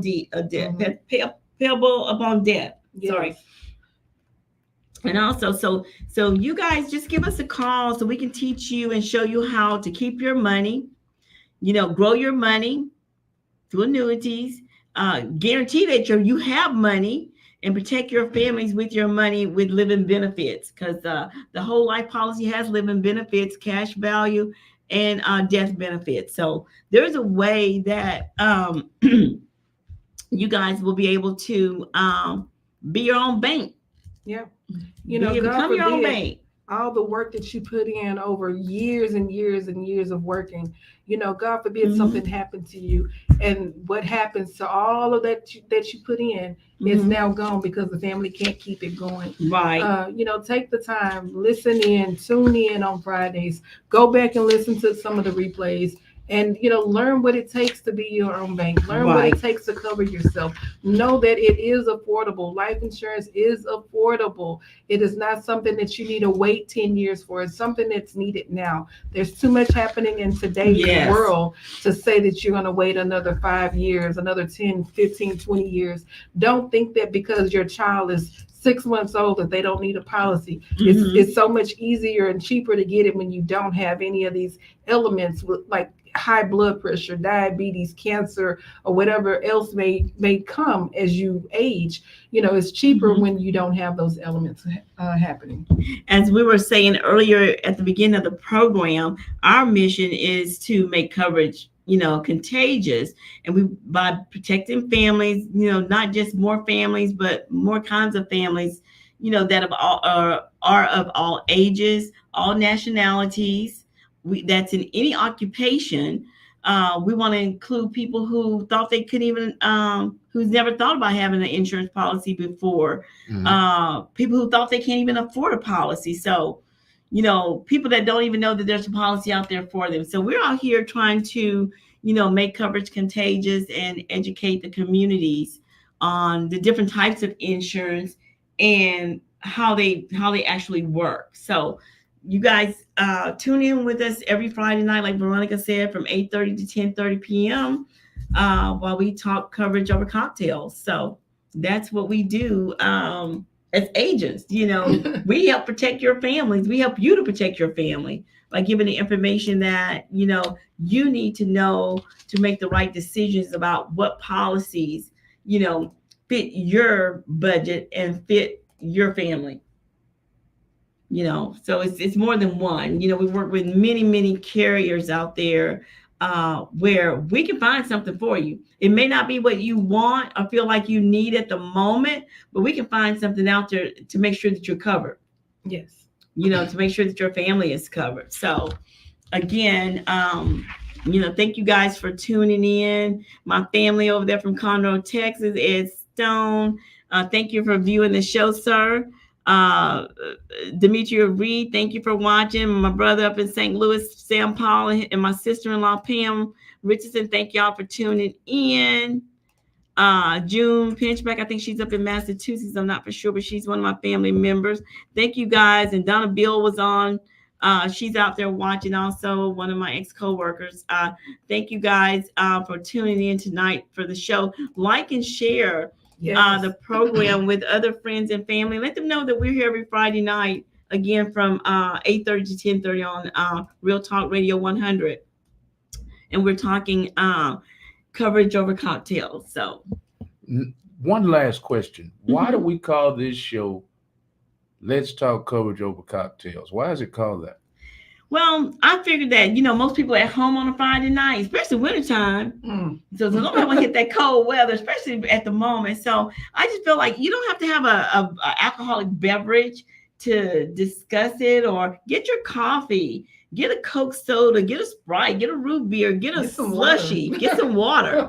It doesn't matter. We just want you here sitting with us. I mean, we're drinking wine, but we're drinking responsibly. Just to let you guys out there know, yes, we are drinking wine, but we want to make sure that people that maybe just sitting at home being relaxed, understand how important it is, to talk coverage, over cocktails. I like the title. I like the sound of it when we discussed on the name for the show. I just thought Friday nights, people are winding down, from a long, hard week. And it's something that needs to be talked about.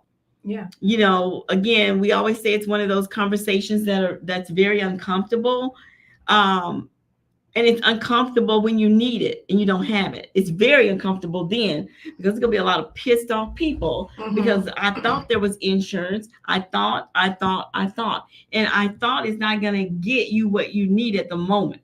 Yeah. So now sitting back, being relaxed, and just discussing it. Sit down with your spouse or your significant other. Sit down with your ex-husband's ex-wife if you got children that are still minors or just kids in general, to the point where if something happens to either one of you, you don't want that burden on your family member, your kids, of trying to take care of you in the event that something happens to you where you still need, assistance with taking care of yourself, or they may need to put you in a home or even take care of you in their own homes, so that those funds are there. Yeah. And again, that's why we say those whole life policies are they have the cash benefits, living benefits, as well as death benefits. Yeah. In the time of emergency purposes. Again, we're gonna say the term policies, the terms end at the age of 64. So if you got that policy when you were 30 years old and you're turning 64, or you turned 64 and you forgot about it, and you go look at me, I got a chance, but man, you find out it's expired. So everything you put into that policy, you have lost. Yes. And as Veronica was talking about earlier, we have what we call the ROP, which means it's the return of premium, which you pay into that policy, and as like 60, when you reach 64, it also expires. But the difference is everything that you paid into the policy, you can take that money and put into a better policy. Right. So, okay. But it's no good after 64. Those two, the term and the return of premium, it's just, you just wasted really money that you could have been buying a whole life policy all those years, which you could have been building up cash and everything, where you could have, when you turn 64, probably take that money, pay half your house off. Yeah. Or they could have been putting that same money into an annuity. Exactly. Yeah. Take the money out, put it into an annuity or something where it's going to grow money. Exactly. Because when the market crashes and you have that annuity out there, you're not losing any money. It's going to remain the same. What the umpires say in the baseball game, safe. Yeah, it's safe. Yes, absolutely. Thank y'all, ladies, for all the information that you give to the communities. We're going to try to get better and better at this. Like I said, eventually I want to take y'all to some detention centers. I don't know how we're going to get in touch with these families, because the kids aren't going to listen. You got to get to the families, to the fathers, the sons. The mothers and fathers, the uncles, the aunts, the grandmothers, the grandfathers, before those kids get in trouble or before they get their life taken. Back when I was working for the system and for the state used to have a Scared Straight program. Where they would actually allow the children to come into the prison and talk to the offenders would talk to the children. They cut that out. I don't know why, but they used to have a system like that, because to let them know and see, this is how it is. Yeah. I was, by the time my dad put me in that program, I was too hardened. It didn't work. I was too hardened, but it works on some kids. They have a program like that on TV too, where they send it's a live program where they send kids into the system in other upper states. I know Texas no longer does it, and I don't even know if that system still exists or not. But I know when I was working in the state here in Texas, they did have such a program that hopefully some kids were saved by entering into the program. Oh, most definitely. I some of my friends that a lot of people talk about fake gangsters or whatever. Oh yeah. I had friends like that, and Scared Straight straightened them right up. That's awesome. That's why we tell people, if you got kids out there that feel like they have no fear and they're indispensable, that's the time you need to get that policy, like right now. Yes. I always say, if you don't get it from me or Veronica or one of the other panelists, my co-host, get it from somebody. We also do policy reviews free of charge. We don't charge you anything to do a policy review. We want to just make sure you have coverage, out there in the event that something does happen. And the coverage that you want, and not the coverage that you think you have. Right. Absolutely. That's right. We want y'all to join in every Friday night, like the lady said already. We want you to get your cocktails, like Miss Joyce and Miss Veronica are holding to their mouths right now.